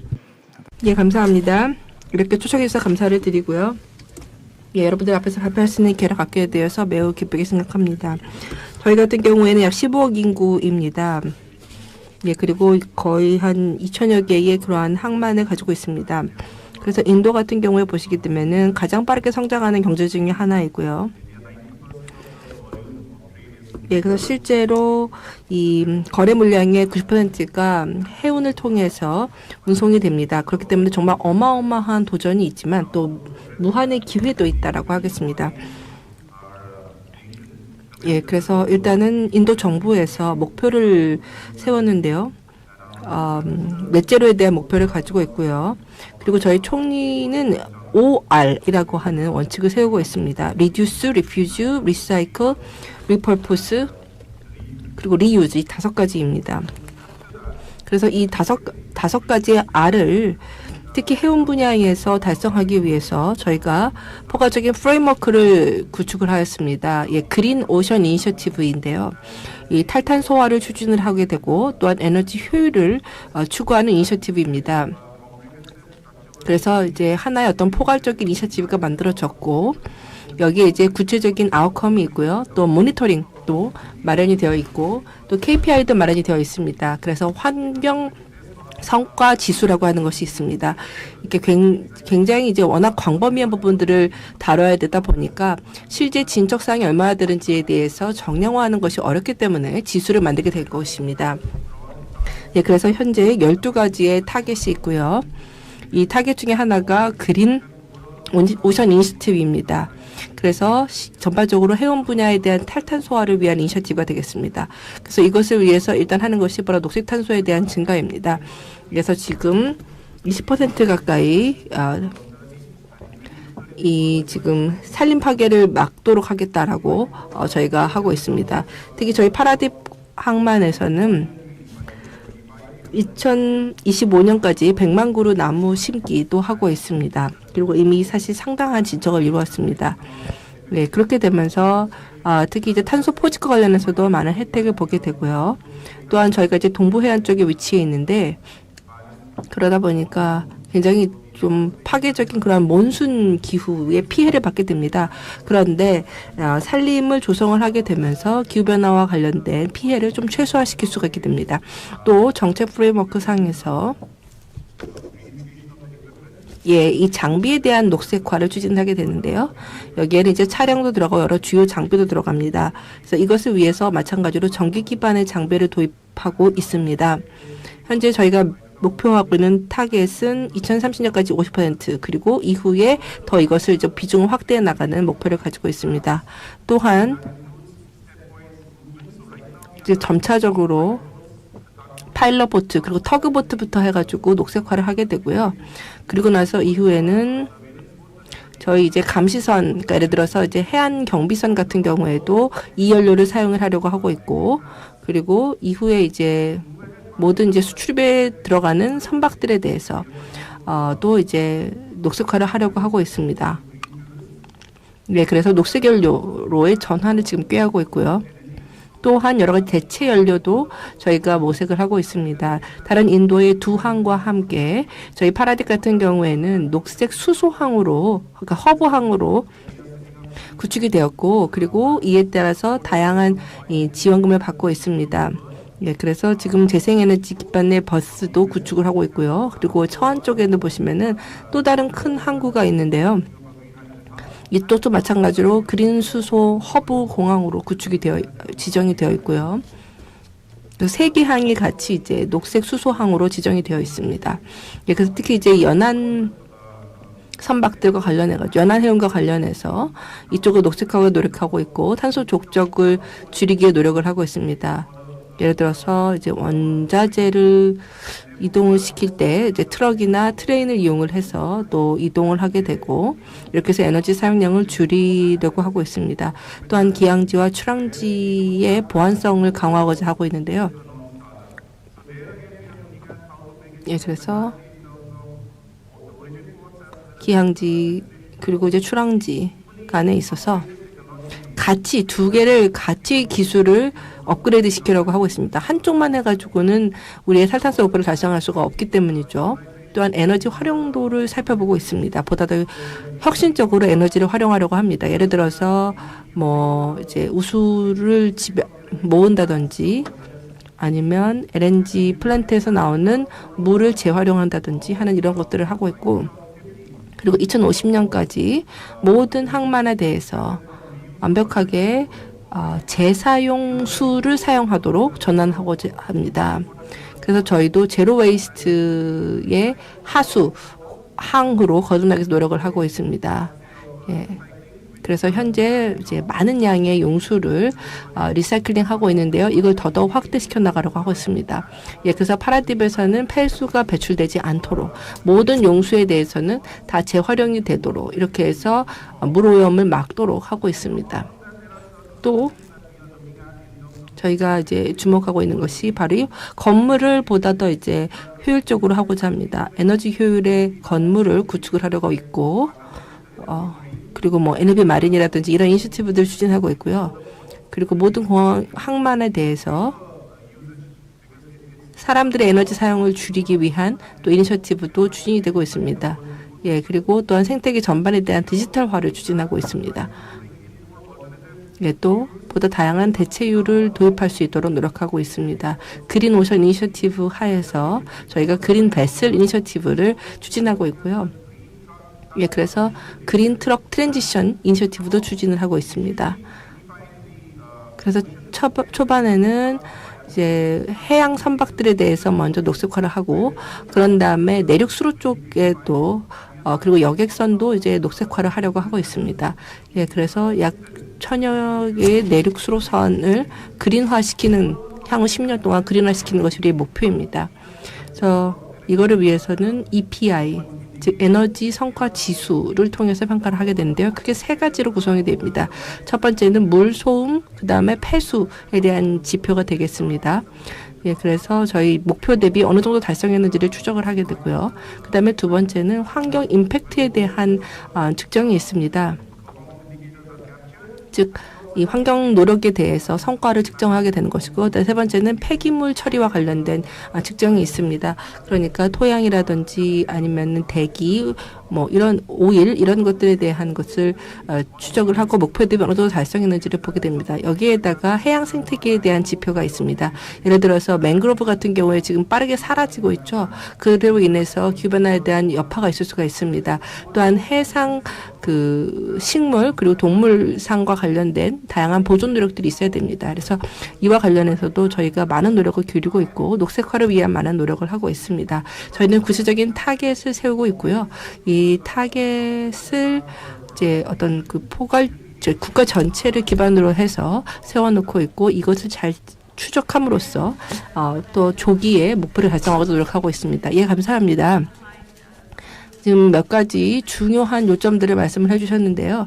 조금 정리해서 말씀을 드리면 일단은 국가 전략이 마련돼야 된다라는 것이죠. 그래서 국가 차원에서 또 항만 차원에 있어서 이니셔티브를 추진되고 있다고 얘기를 했고, 그다음에 생태계 접근 방식을 통해서 모든 이해 당사자들이 함께 동참한다라는 것이죠. 예, 그래서 뭐 쉬핑이나 혹은 해상 쪽에 있는 모든 사람들이 같이 해서 뭐 PS나 이런 것들도 좀 말씀을 하셨었고요. 그리고 또 녹색 에너지 이니셔티브들도 말씀하셨습니다. 전기화 또 녹색 수소에 대해서도 언급을 하셨고, 그 다음에 에너지 효율 개선을 위한 특히 이제 빌딩을 대상으로 한 에너지 효율 개선 작업도 말씀을 해주셨습니다. 파라딥이 앞으로도 계속해서 이러한 임무들을 앞장서서 수행해 나가는 항만이 되기를 바랍니다. 네, 다음으로는 스리랑카의 콜롬보는 아시아의 최대 환적항인데요. 니르말 실바님, 스리랑카에서 진행 중인 탈탄소화 노력에 대해서 좀 말씀해 주시겠습니까? 감사합니다. 먼저 저를 초대해 주신 주최 측에 진심으로 감사 말씀을 드립니다. 스리랑카에서 처음 참석하는 것 같은데요. 오늘 여러분께 스리랑카의 탈탄소화 노력 사례에 대해서 말씀드릴 수 있어서 큰 영광입니다. 여러분 잘 아시겠지만 콜롬보는 스리랑카의 메인 항입니다. 우리가 4개의 상업항이 있습니다. 콜롬보 항이 있고 콜롬보 항에서 수출입의 95%를 담당하고 있습니다. 콜롬보에서 취급하는 화물 외에도 83%가 또 환적 화물이기 때문에 동남아시아에서 주요 환적항이라고 말씀드리기에 손색이 없습니다. 저희가 이 녹색 이니셔티브를 진행함에 있어서 콜롬보 항이 또 주된 역할을 담당하고 있는데요. 현재 저희가 항만을 확장하고 있습니다. 3개의 터미널이 있는데요. 하나는 곡물 자이로 터미널로 구경입니다. 그리고 사우스 이스트 에이지아 게이트웨이 터미널이 있습니다. 1999년에 건설이 된 터미널이 되겠습니다. 그리고 콜롬보 인터내셔널 컨테이너 터미널도 역시 민간 프로젝트로 건설이 됐습니다. 2013년에 건설이 됐습니다. 현재 2개의 터미널을 또 건설 중에 있습니다. 동부 컨테이너 터미널은 항만청에서 현재 건설 중에 있고요.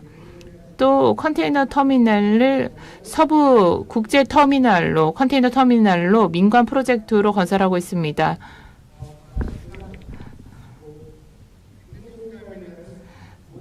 신 터미널은 100% 자동화될 것이고요. 또 전기를 활용하게 될 것입니다. 하역 작업에 있어서 인간 노동력이 투입되지 않는 100% 자동화될 것이고요. 그렇기 때문에 지금까지 저희가 달성한 것과는 좀 다른 차원의 성과를 낼 수 있지 않을까 기대하고 있습니다. 2개의 새로운 터미널은 자동화 게이트를 갖추게 될 것이고요. 선박에서 육상으로 그리고 야적장으로의 이동 역시도 하이브리드 캐리어를 활용하게 될 것입니다. 3개의 기존 터미널 중에 2개의 터미널도 모두 야드 크레인을 전기 크레인으로 전환하고 있습니다. 이전에는 디젤을 활용했던 RTG였는데요. 이제는 다 전기 크레인으로 교체를 하는 과정 중에 있습니다.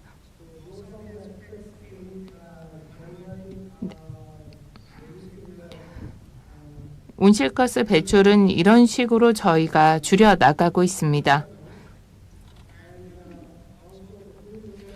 또 2개의 신규 터미널의 시설은 육상 전력 공급 시설을 갖추게 될 것입니다. 그래서 향후에 이런 부분을 더 많이 활용할 수 있을 것 같은데요. 스리랑카 정부에서는 2030년까지 온실가스 배출을 30%까지 절감하려고 합니다. 그런데 저희 경제 상황이 그렇게 좋지 않아서 2030년까지 배출가스 30% 절감 목표 달성이 쉽지는 않겠습니다만 그럼에도 불구하고 정부에서는 노력을 적극적으로 전개해 나가고 있습니다. 이와 동시에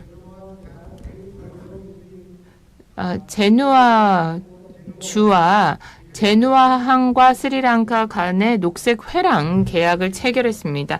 올 초에 저희가 논의를 시작해서 타당성 조사를 진행하고 펀딩 문제에 맞닥뜨리게 되면서 사실 녹색 회랑 논의가 우리가 원하는 만큼까지는 진행되지 않아서 구체적인 조치는 아직 취하지 못하고 있습니다.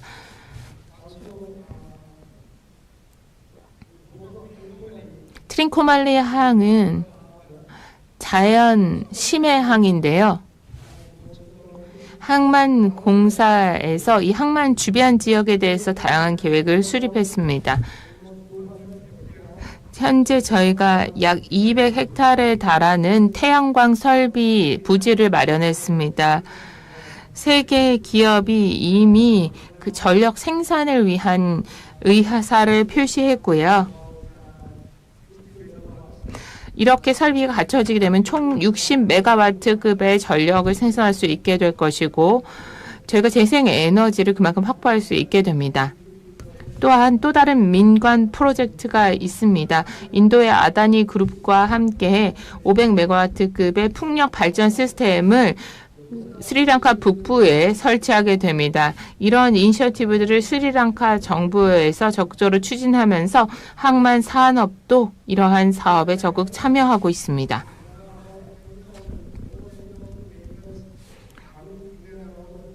항만에 출입하는 차량의 수는 1만 대가 넘습니다. 그러다 보니 콜롬보시 정중앙에 위치한 콜롬보 항에서 발생하게 되는 대기 오염이 심각합니다. 콜롬보 시내를 지나서 항만까지 접근을 하게 되니까 그 과정에서 배기가스가 배출되는 것이죠. 그래서 저희가 이제 고속도로를 설치함으로써 교통 체증을 막고 항만까지 바로 접근할 수 있는 도로를 마련하려고 합니다. 이렇게 된다면 배기 오염, 배기가스 배출과 교통 체증 상당 부분 완화할 수 있을 것입니다. 이러한 부분들을 공유하고자 했습니다. 스리랑카 정부 차원에서 그리고 콜롬보 항에서 이런 노력을 기울이고 있는데 과알리 항의 경우에는 소규모 항만이긴 합니다만 관광항으로 저희가 오픈을 했습니다. 골시 전 세계 유산 지역에 가까이 위치해 있기 때문인데요. 그래서 이곳에서 마리나와 크루즈 터미널을 건설할 계획이 있습니다. 역시 온실가스 배출이 거의 없는 터미널로 건설하는 것이 목표입니다. 다양한 신규 개발 건설 프로젝트들이 현재 고려가 되고 또 진행이 되고 있는데 이런 모든 것들은 온실가스 배출 감축에 주력하고 있습니다. 감사합니다. 각각 한 2분 정도씩 시간을 좀 드리려고 하는데요. 이미 국제협력, 지역협력의 중요성을 말씀하셨습니다. 제누아 자매항에 대해서 말씀을 해주셨었고요. 국제협력의 역할은 무엇일까요? 이번 컨퍼런스의 주제인 글로벌 항만이라는 관점에서 생각했을 때 우리가 어떤 분야에 있어서 더 긴밀한 협력을 할 수 있을 것이라고 생각하시는지요? 2분의 시간 스리랑카 연사님께 드리겠습니다. 저희가 이 회랑 개념에 대해서 말씀을 드렸는데요.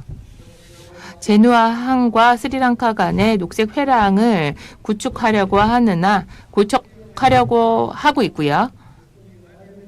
그리고 올 초에 저희가 버지니아 항과 MOU를 체결했습니다. 미국 버지니아 항과 MOU를 체결했는데 바로 역량 구축을 위한 협력 MOU였습니다. 미국 정부에서 콜롬보 플랜이라는 계획을 진행하고 있습니다. 올해 3월부터 시작된 3개년 계획이 되겠고요. 역량 구축에 3년 동안 지원을 해주는 모든 섹터 항만 운영뿐만 아니라 항만의 모든 근로자들을 대상으로 해서 항만 관련된 인력들의 역량을 구축하기 위한 프로젝트입니다. 또 현재 콜롬보 항과 디엔진 항과의 협력 관계를 조만간 공식화할 예정입니다. 이미 조건에는 저희가 모두 합의를 도출한 상태입니다.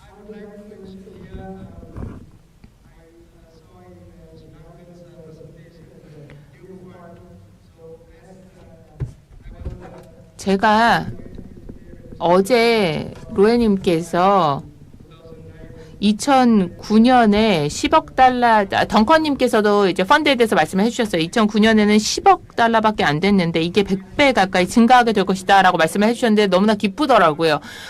우리가 이런 펀딩을 받게 될 수 있다는 게 너무나 기쁘더라고요. 사실 항만 개발 자체가 그렇게 개발도상국이 쉽지는 않거든요. 그래서 저희가 ADB뿐만 아니라 다양한 국제기구들 그리고 기관을 통해서 지원을 받아 우리의 목표를 함께 달성해 나갈 수 있었으면 좋겠습니다. 감사합니다. Mehdi? 예, 감사합니다. 간단하게 또 2분 말씀해 주시겠어요? 예, 현 시점에서 저희는 여전히 배우는 과정에 있습니다. 예, 그래서 디지털화 그리고 지속 가능성 전략을 현재는 마련하고 있는 과정이고 그래서 앞으로도 더 많은 협력과 적극적인 참여를 기다리고 있습니다. 여러분 모두의 적극적인 참여가 있었으면 좋겠습니다. 예, 특히 이렇게 녹색 항만 네트워크 그리고 그린 코리도를 특히 인도네시아를 위해서 발전시키는 데 도움을 주시기 바랍니다. 특히 이제 베스트 프랙티스나 혹은 기술 전문성을 도움을 주실 수가 있다고 생각이 들고요.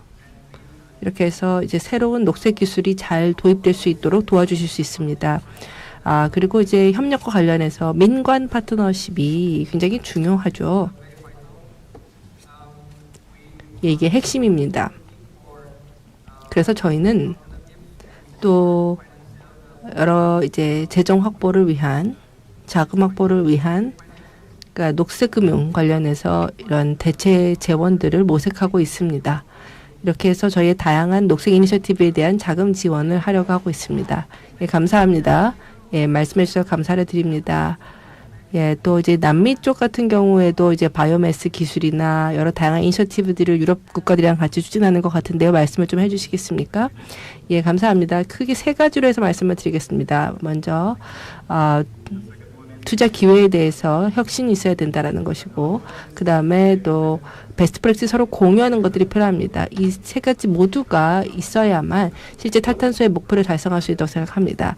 그리고 또 특히 이제 기회가 밝다, 특히 인도 해운 쪽에 있어서 기회가 밝다라고 보는 부분이요. 첫 번째는 녹색 수소와 관련된 것입니다. 이건 이미 이니셔티브가 추진이 되었고요. 그리고 두 번째는 인도 같은 경우에는 국제 태양열 연맹에 가입이 되어 있습니다.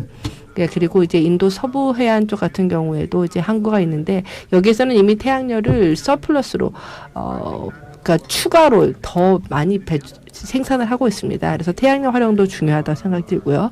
그다음에 세 번째는 저희 총리도 지금 추진하고 있지만 글로벌 바이오 연료 이니셔티브입니다. 에탄올, 메탄올, 바이오가스 같은 이런 대체유 개발에 우리가 더더욱 총력을 가야 될 거라고 생각합니다. 그리고 이게 사실은 항만 입장에서도 또 해운 입장에서도 보면 많은 투자 기회, 그리고 기술 혁신을 위한 기회, 그리고 또 다른 항만들과의 협력에 있어서 새로운 기회의 물꼬를 여는 거라고 생각합니다. 예, 감사합니다. In terms 네, 그러면 스테븐님과 라자니까 동일한 질문을 드리고 싶습니다. 지역 협력 기회 어떤 것들이 있을까요? 네, 패널 분들께서 사실 이런 부분에 대해서 아주 잘 짚어서 말씀해 주셨습니다. 특별히 자매항으로서 자매항은 사실 원래는 다른 목적으로 처음에 시작이 됐던 개념인데 이제는 탈탄소화를 위해서 자매항의 개념이 점차 중요해지는 것 같습니다. 사실 일반적으로 항만은 서로 경쟁 관계에 있습니다만 탈탄소라는 부분에 있어서는 우리가 함께 노력을 해 나가고 있습니다. 그리고 그것이 마땅하다고 생각하고요. 이런 자매항의 역할도 참 중요하다는 생각이 들고요. IAPH 국제항만협회 같은 그런 기구들이 최선의 사례들, 선진 사례들을 함께 공유하는 데 또 중요한 플랫폼의 역할을 하고 있습니다. 혁신을 통해서 지금도 여러분께서 말씀을 많이 듣고 계시는데요. 그 혁신 사례들을 여러분 들으시면 여러분의 각자의 상황에도 이것을 적용해 보실 수 있다라는 점도 참 좋겠습니다. 이 BIPC와 같은 컨퍼런스는 사실 이런 우리의 논의의 참여라든지 특별히 이제 베스트 프랙티스를 함께 공유할 수 있는 플랫폼이라는 측면에 있어서는 아이디어를 공유하는 데 있어서 그리고 관계를 구축하는 데 있어서 더할 나위 없이 좋은 기회라는 생각이 듭니다. CATR 항의 경우는 이런 자매항의 관계를 통해서 다양한 협업 프로젝트를 진행할 수 있었습니다. 그렇기 때문에 비슷한 생각을 가진 항만들이 함께 발전해 나갈 수 있는 채널이 될 수 있을 것 같습니다. 녹색 회랑은요, 마치 종곡선 같은 곡선을 그리게 되는데요. 함께 일하면서 이제 처음엔 좀 더딘 것 같아도 파일럿 프로젝트를 진행하게 되면서 우리가 함께 얻을 수 있는 것들이 확연하게 늘어나게 되거든요. 갑자기 탈탄소화 노력이 전폭적으로 전개될 수 있는 것은 아닙니다. 이런 부분들 모두 다 함께 고려해 주셨으면 좋겠습니다. 네, 로저님. 너무 설명이 잘 돼서 제가 추가적으로 말씀드릴 건 별로 없을 것 같은데요. 하지만 어찌됐건 이렇게 국제적인 협력 관계가 매우 중요하다라고 생각이 듭니다. 우리가 많이 들었습니다마는 이 교류도 중요하고요. 베스트 프랙티스, 기술 공유 이런 것들이 굉장히 중요하죠. 바로 이런 것들을 통해서 저희가 싱가포르나 샹하이 같은 파트너 항만에서 많은 것들을 배웁니다. 사실 다 잘하는 것들이 있기 마련이거든요. 특히 예를 들어서 저희 항만 같은 경우에는 트럭 배출을 줄인다든지 아니면은 이제 전력 인프라 관련해서 많은 강점을 가지고 있고 많은 발전된 모습을 가지고 있기 때문에 이런 부분들에 대해서 다른 항만들하고 공유를 하고자 합니다. 하지만 이와 동시에 또 우리가 인정해야 되는 것은 뭐 데이터 인프라 이니셔티브 같은 경우에요. 저희 항만 같은 경우는 다른 아시아 항만보다 좀 시작이 늦어졌습니다. 그렇기 때문에 이런 걸 먼저 시작한 아시아 항만 쪽에서 저희가 또 많은 것을 배웠으면 좋겠습니다. 그리고 또 상업적인 측면에서도 이게 도움이 될 수가 있는데요. 즉 이렇게 훌륭한 협업 관계를 통해서 우리가 서로가 서로를 도우면서 이 화물의 루트를 더 개선을 하고 또 화물 클러스터를 구축할 수 있을 것으로 보입니다. 이렇게 될 경우에는 윈윈의 파트너십이라고 할 수가 있겠죠. 또 기술적인 측면에서 봤을 때도 이미 다양한 데이터들을 교류하고 있는데 이러한 데이터가 실제 이제 뭐 대규모 수입업체라든지 이런 쪽에서는 굉장히 중요하게 생각을 합니다. 특히 미국의 대규모 수입상 같은 경우에는 전 세계적으로 비즈니스를 하고 있기 때문에 컨테이너의 정확한 위치를 알고 싶어 하는 거죠.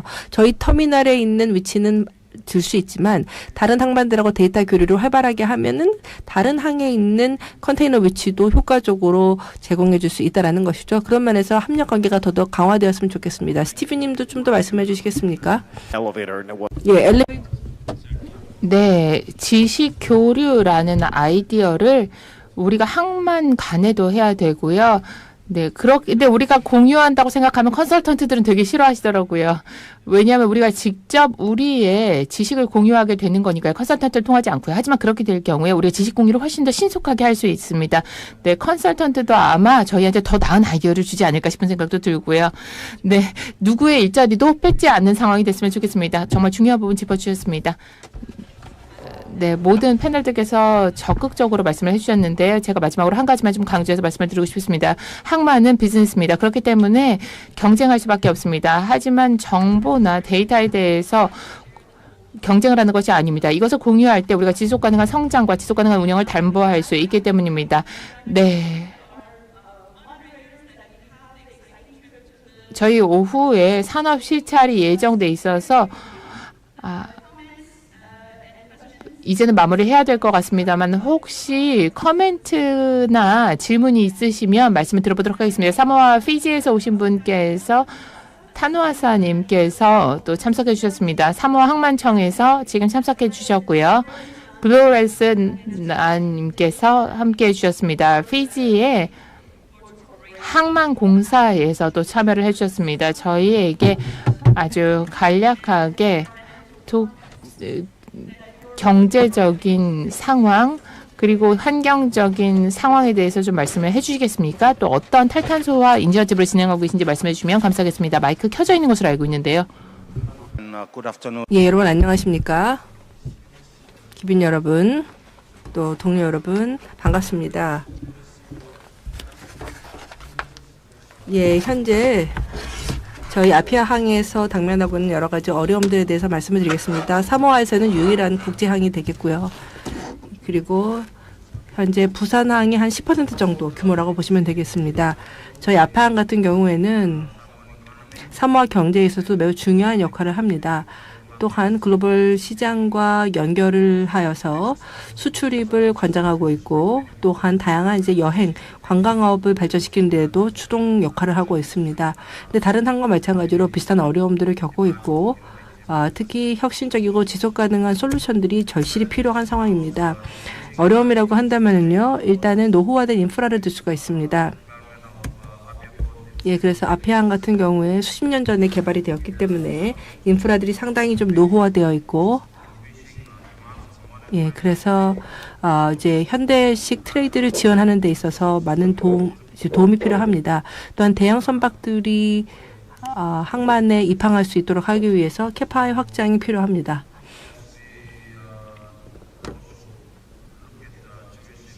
또 여행, 관광산업 측면에서 봤을 때 현재 저희는 크루즈선에 입항이 안 됩니다.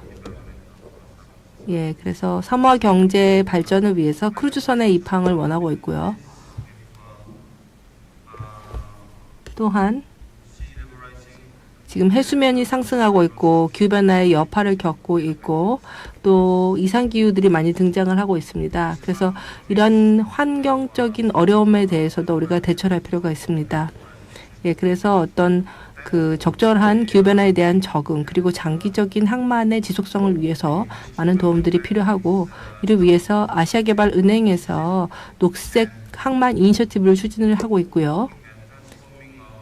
특히 이러한 이니셔티브의 일환으로서 저희 항만이 대대적으로 개편될 수 있기를 바라고 있습니다. 네, 그래서 저희 항구가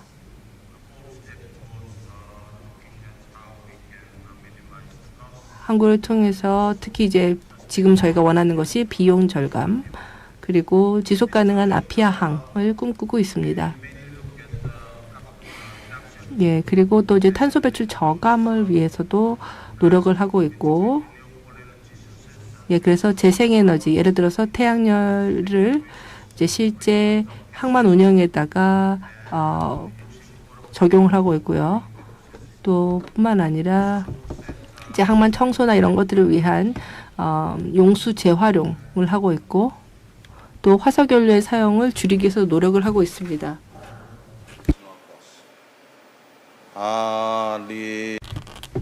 이렇게 해서 이제 온실가스 배출을 줄이고 있습니다. 예, 그리고 또한 다양한 인프라에다가 투자를 하려고 하고 있는데요. 예를 들어서 이제 방파제 같은 것들을 이제 보강을 하고 있고, 예, 또 뿐만 아니라 이제 해양 침식이나 이런 것들에 대처할 수 있는 다양한 예측 시스템을 만들고 있습니다. 예, 그래서 지금 해수면이 상승하고 있는 상황에서 어민들의 안전도 위협을 받고 있는데요. 이에 대해서 잘 대처할 수 있도록 하고 있습니다.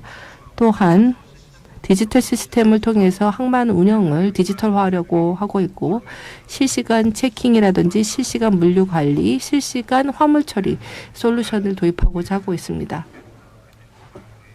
예, 이러한 방법들을 통해서 다양한 이니셔티브들을 통해서 아피아항의 이러한 운송을 효율화시키려고 하고 있습니다. 물론 이제 여러 가지 어려움들이 있지만 저희는 미래에 대해서 희망을 갖고 있고 낙관적인 견해를 여전히 가지고 있습니다.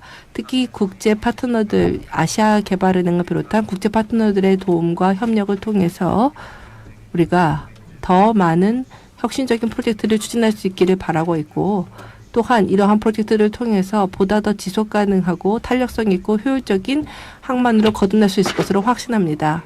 그리고 마지막으로 ADB 측에 감사의 말씀을 드립니다. 저희렇게 초청해 주셔서 감사를 드리고 또 저희 동료들을 위해서 많은 준비를 해주셔서 감사를 드립니다. 또한 부산항만공사 측에 축하의 말씀을 드립니다. 20주년 축하드리고 이렇게 훌륭한 부산국제항만 컨퍼런스를 개최해 주신 것에 대해서 감사의 말씀 드립니다. 감사합니다. 예, 감사합니다. 네, 플로렌스 말씀해 주시죠. 간략하게 말씀해 주시면 좋을 것 같습니다. 피지 항만의 상황에 대해서요. 먼저 부산 항만공사에 진심으로 감사 말씀을 드리고 ADB에도 감사 말씀을 드립니다. 또한 KMI에서 이렇게 기회를 주셔서 BIPC에 참여할 수 있는 기회를 주셔서 진심으로 감사 말씀을 드립니다. 태평양 오세아니아 지역에 있는 항만에게 있어서는 지식을 늘리고 전 세계 전문가들로부터 배울 수 있는 좋은 기회가 됩니다. 이를 통해서 혁신을 더욱 독려하면서 지속가능한 성장을 우리 지역에서 담보할 수 있을 것입니다. 또한 항만 인프라 발전에도 기여할 것입니다.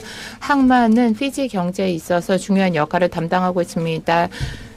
네, 중요한 물류의 구심점 역할을 해주고 있고요. 피지의 항만공사는 항만 인프라를 관리하고 있고 피지 항만 터미널사와 함께 화물과 터미널 운영, 항만 시설과 인프라를 관리하고 있습니다.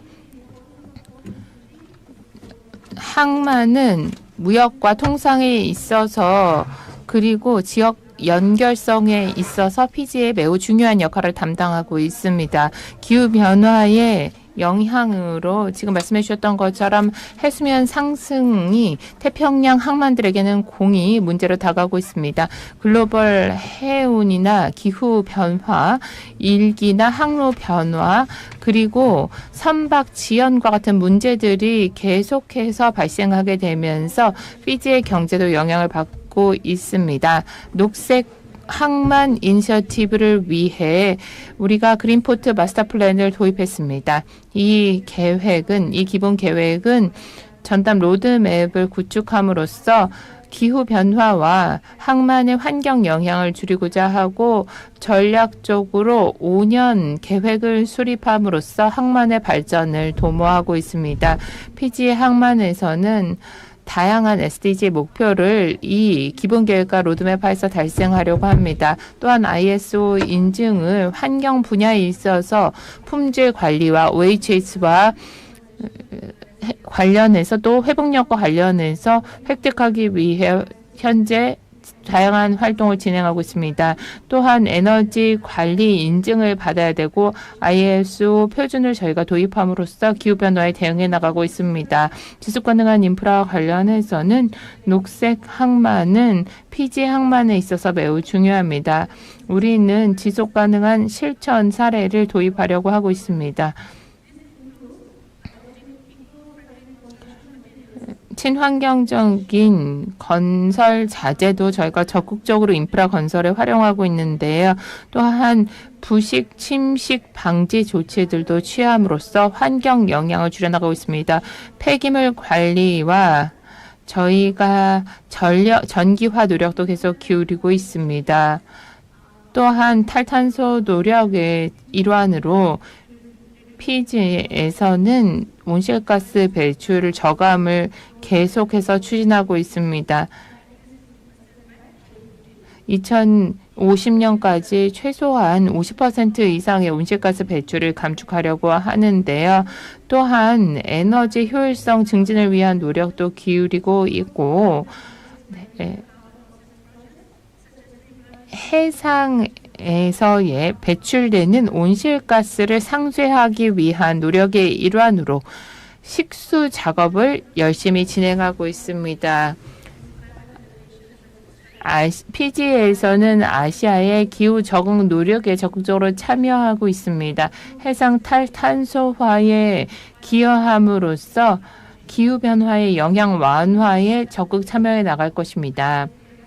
앞서 말씀해 주셨던 것과 마찬가지로 우리도 인프라 노후화가 심각한 문제입니다. 1960년대에 항만 인프라가 건설이 되었고요. 또 전문성과 스킬 수준이 떨어집니다. 그래서 사실 전문적인 업무에 있어서는 저희가 해외 항만에 많이 의존을 해야 됩니다. 피지 항만이 사실 차입도 없고 재정도 자체적으로 조달해야 되는데 그러다 보니 재정적인 어려움이 있는 것도 사실이고요. 마지막으로는 기후 펀드에 대한 접근성이 떨어지는 부분이 있습니다. 네, 공유해 주셔서 진심으로 감사드립니다. 다음으로는 모하메드 이ቅ발 멜사님과 인도네시아에서 오셨는데요. 바탐은 탈탄소화 전략 굉장히 포괄적으로 시행하고 계시는데요. 어떤 요소들을 가지고 있는지 간략하게 말씀해 주시기 바랍니다. Thank you very much for this opportunity. 예, 먼저 이런 기회를 주셔서 감사를 드립니다. 바탐에 대해서 소개할 수 있게 되어서 매우 기쁩니다.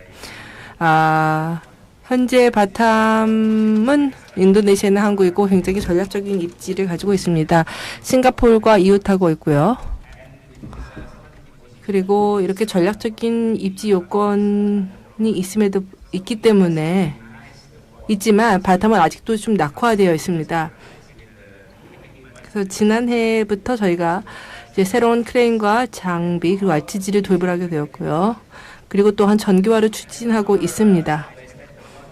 예, 그래서 지금 바탐항을 단계적으로 개발하기 노력을 하고 있는데요. 일단 1차적으로는 인프라를 구축을 합니다.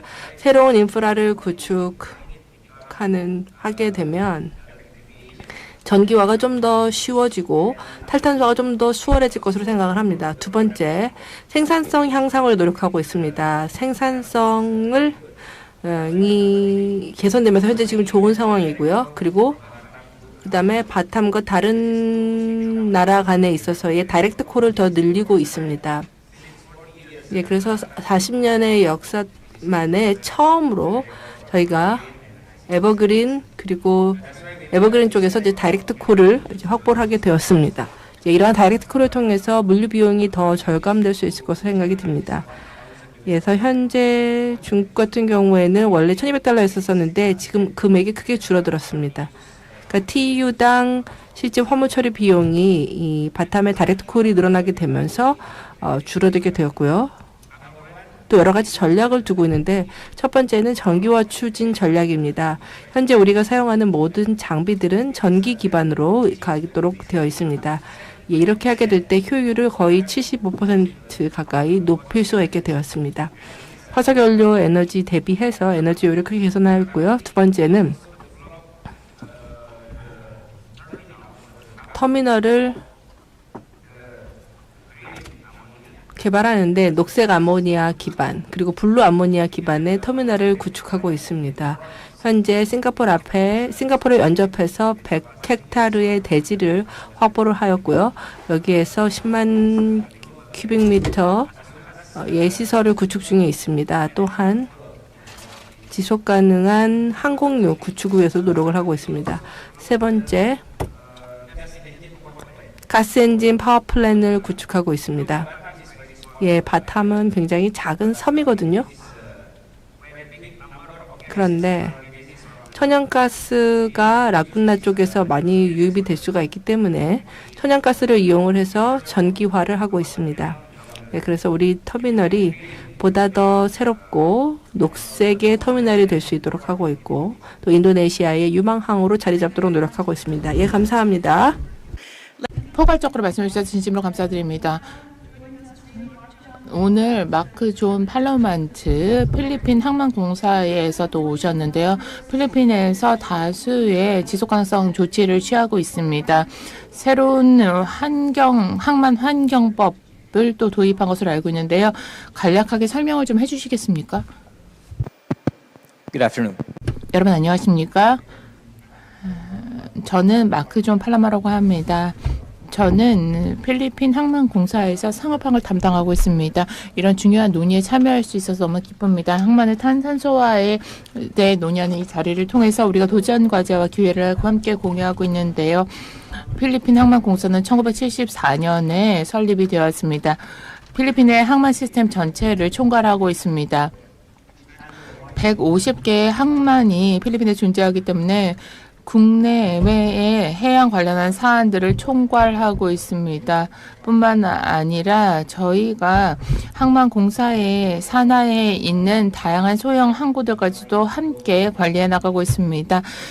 전 세계적인 지속가능성 이니셔티브의 중요성을 인지하고 사실 우리는 적극적으로 참여하고 있습니다. 해양 산업이 온실가스 배출과 기후 변화에 많은 부분에 책임이 있다는 것을 인식하고 보다 환경적으로 지속 가능한 항만이 되기 위한 노력을 기울이고 있습니다. 인프라 개발 계획에서 그린포트 개념을 통합함으로써 재생에너지 리스크 관리 그리고 에너지 효율성에 주목하고 있습니다. 에너지 효율적인 조명 시스템, 육상 전력 시스템, 지속 가능한 항만 인프라, 폐기 관리, 수질 관리 프로그램을 진행하고 있고 또한 규제 당국으로서 식수 작업을 열심히 하고 있습니다.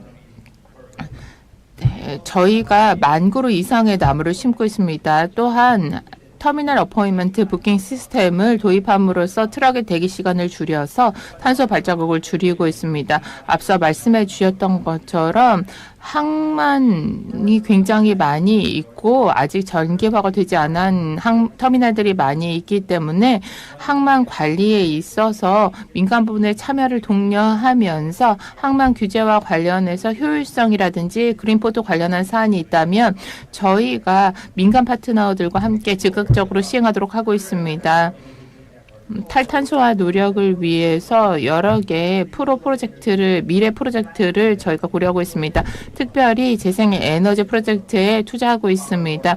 풍력 발전과 태양광 발전에 투자함으로써 탄소 발자국을 줄이면서 동시에 영업비 효율성을 높여나가고 있습니다. 또한 그린시핑 코리도를 동남아시아 인근 국가들과 협력하여 추진하고 있습니다. 그린시핑 코리도를 구축함으로써 해양의 배출을 줄여나가면서 보다 청정한 연료를 해운에 있어서 사용하려고 합니다. 또한 국제 파트너들과도 협력하려고 합니다. ADB와 같은 기관과 협력하고 파트너십을 구축함으로써 다른 항만들과도 또 함께 탈탄소화에 대한 지식과 경험을 공유하려고 합니다. 또한 저희 지속가능성 프로젝트를 진행하기 위한 ADB의 펀딩을 받았으면 좋겠습니다. 또한 저희가 항만 환경 법안을 도입했습니다. 이것이 항만 성과를 평가함에 있어서 그리고 우리의 환경 관련한 정책 시행에 있어서 중요한 축과 틀이 되어야 할 것입니다. 우리 앞에 놓여 있는 과제는 참 어렵고 험난한 과제입니다만 필리핀의 해양 산업의 친환경화를 위해 다양한 정책적 노력을 펼쳐나갈 것이고 혁신적인 기술을 도입함으로써 앞으로 항만이 보다 지속가능한 미래를 구축해 나가는 데 기여할 수 있을 것입니다. 감사합니다. 예, 감사합니다. 다시 한번 우리 청중분들께 감사의 말씀드립니다. 세션 내내 많은 경청해 주셔서 감사의 말씀을 드립니다. 시간을 좀 훌쩍 넘기긴 했는데요. 적극적으로 참여해 주신 모든 분들께 감사의 말씀을 드립니다. 마지막으로 혹시 질문 있으신 분 계실까요? 예, 오늘 저희가 정말 많은 걸 배운 것 같고요. 네, 그러면 이제 부산항 홍보관 방문을 지금 굉장히 기대하고 있고, 네, 다시 한번 청중분들 적극적으로 참여해주셔서 감사를 드리고, 또한 이렇게 협력적인 대화에 함께해 주신 모든 패널분들께 감사의 말씀을 드립니다. 앞으로도 계속해서 이러한 기회가 있었으면 좋겠고요. 또한 오늘 이렇게 훌륭한 발표해 주신 발표자분들 또 많은 준비를 해주신 부산 항만청 측에 감사의 말씀을 드립니다. 예, 이렇게 해상 탈탄소화를 향해서 우리가 강한 의지와 커미트먼트를 가지고 또 공동의 비전을 가지고 함께 더 나아갔으면 좋겠습니다. 감사합니다. Well, thank you so much. 예, 감사합니다. 제가 좀 실수를 한 것 같아요. 2시간 세션을 해야 됐을 것 같은데 시간 압박이 너무 많아서 정말 죄송하다는 말씀을 드립니다. 예, 그러면은 큰 박수 부탁드립니다. 저희 패널분들 또 스피커분들께 감사의 말씀 드립니다. 예, 사진을 좀 찍을 필요가 있을 것 같은데요. 모든 패널분들 다 앞으로 좀 나와주시겠습니까? 예, 사진을 찍고 이것으로 BIPC 2024를 마무리하도록 하겠습니다. 예, 앞으로 나오셔서 자유롭게 사진을 찍어주시면 되겠습니다. 전문 사진사가 사진을 찍어드리겠습니다. 2024 공식적인 행사 이것으로 모두 되었습니다. 저희 오찬 식사하실 수 있도록 바깥에 준비해 놓았고요. 네, 저기 지금 카페테리아에서 커피 픽업 하셨던 카페테리아에서 픽업을 하셔서 오찬장에서 식사를 하시면 되겠습니다. Well, we prepared lunch outside, so you can go to the coffee place where you got your coffee and pick up your food and go to the eating space for your lunch. 네, 저희 이제 내년에는 13회차이지 않겠습니까? 13회차면 13이니까 진정한 이제 티네이저가 되었다라고 생각이 드는데요. 내년에는 저희 조금 더 역동적이고 신나는 BIPC로 돌아오도록 하겠습니다. 그러면 내년에 개최될 BIPC에도 많은 성원과 관심 부탁드리겠습니다. 그럼 지금까지 사회를 맡은 이미사였습니다. 감사합니다.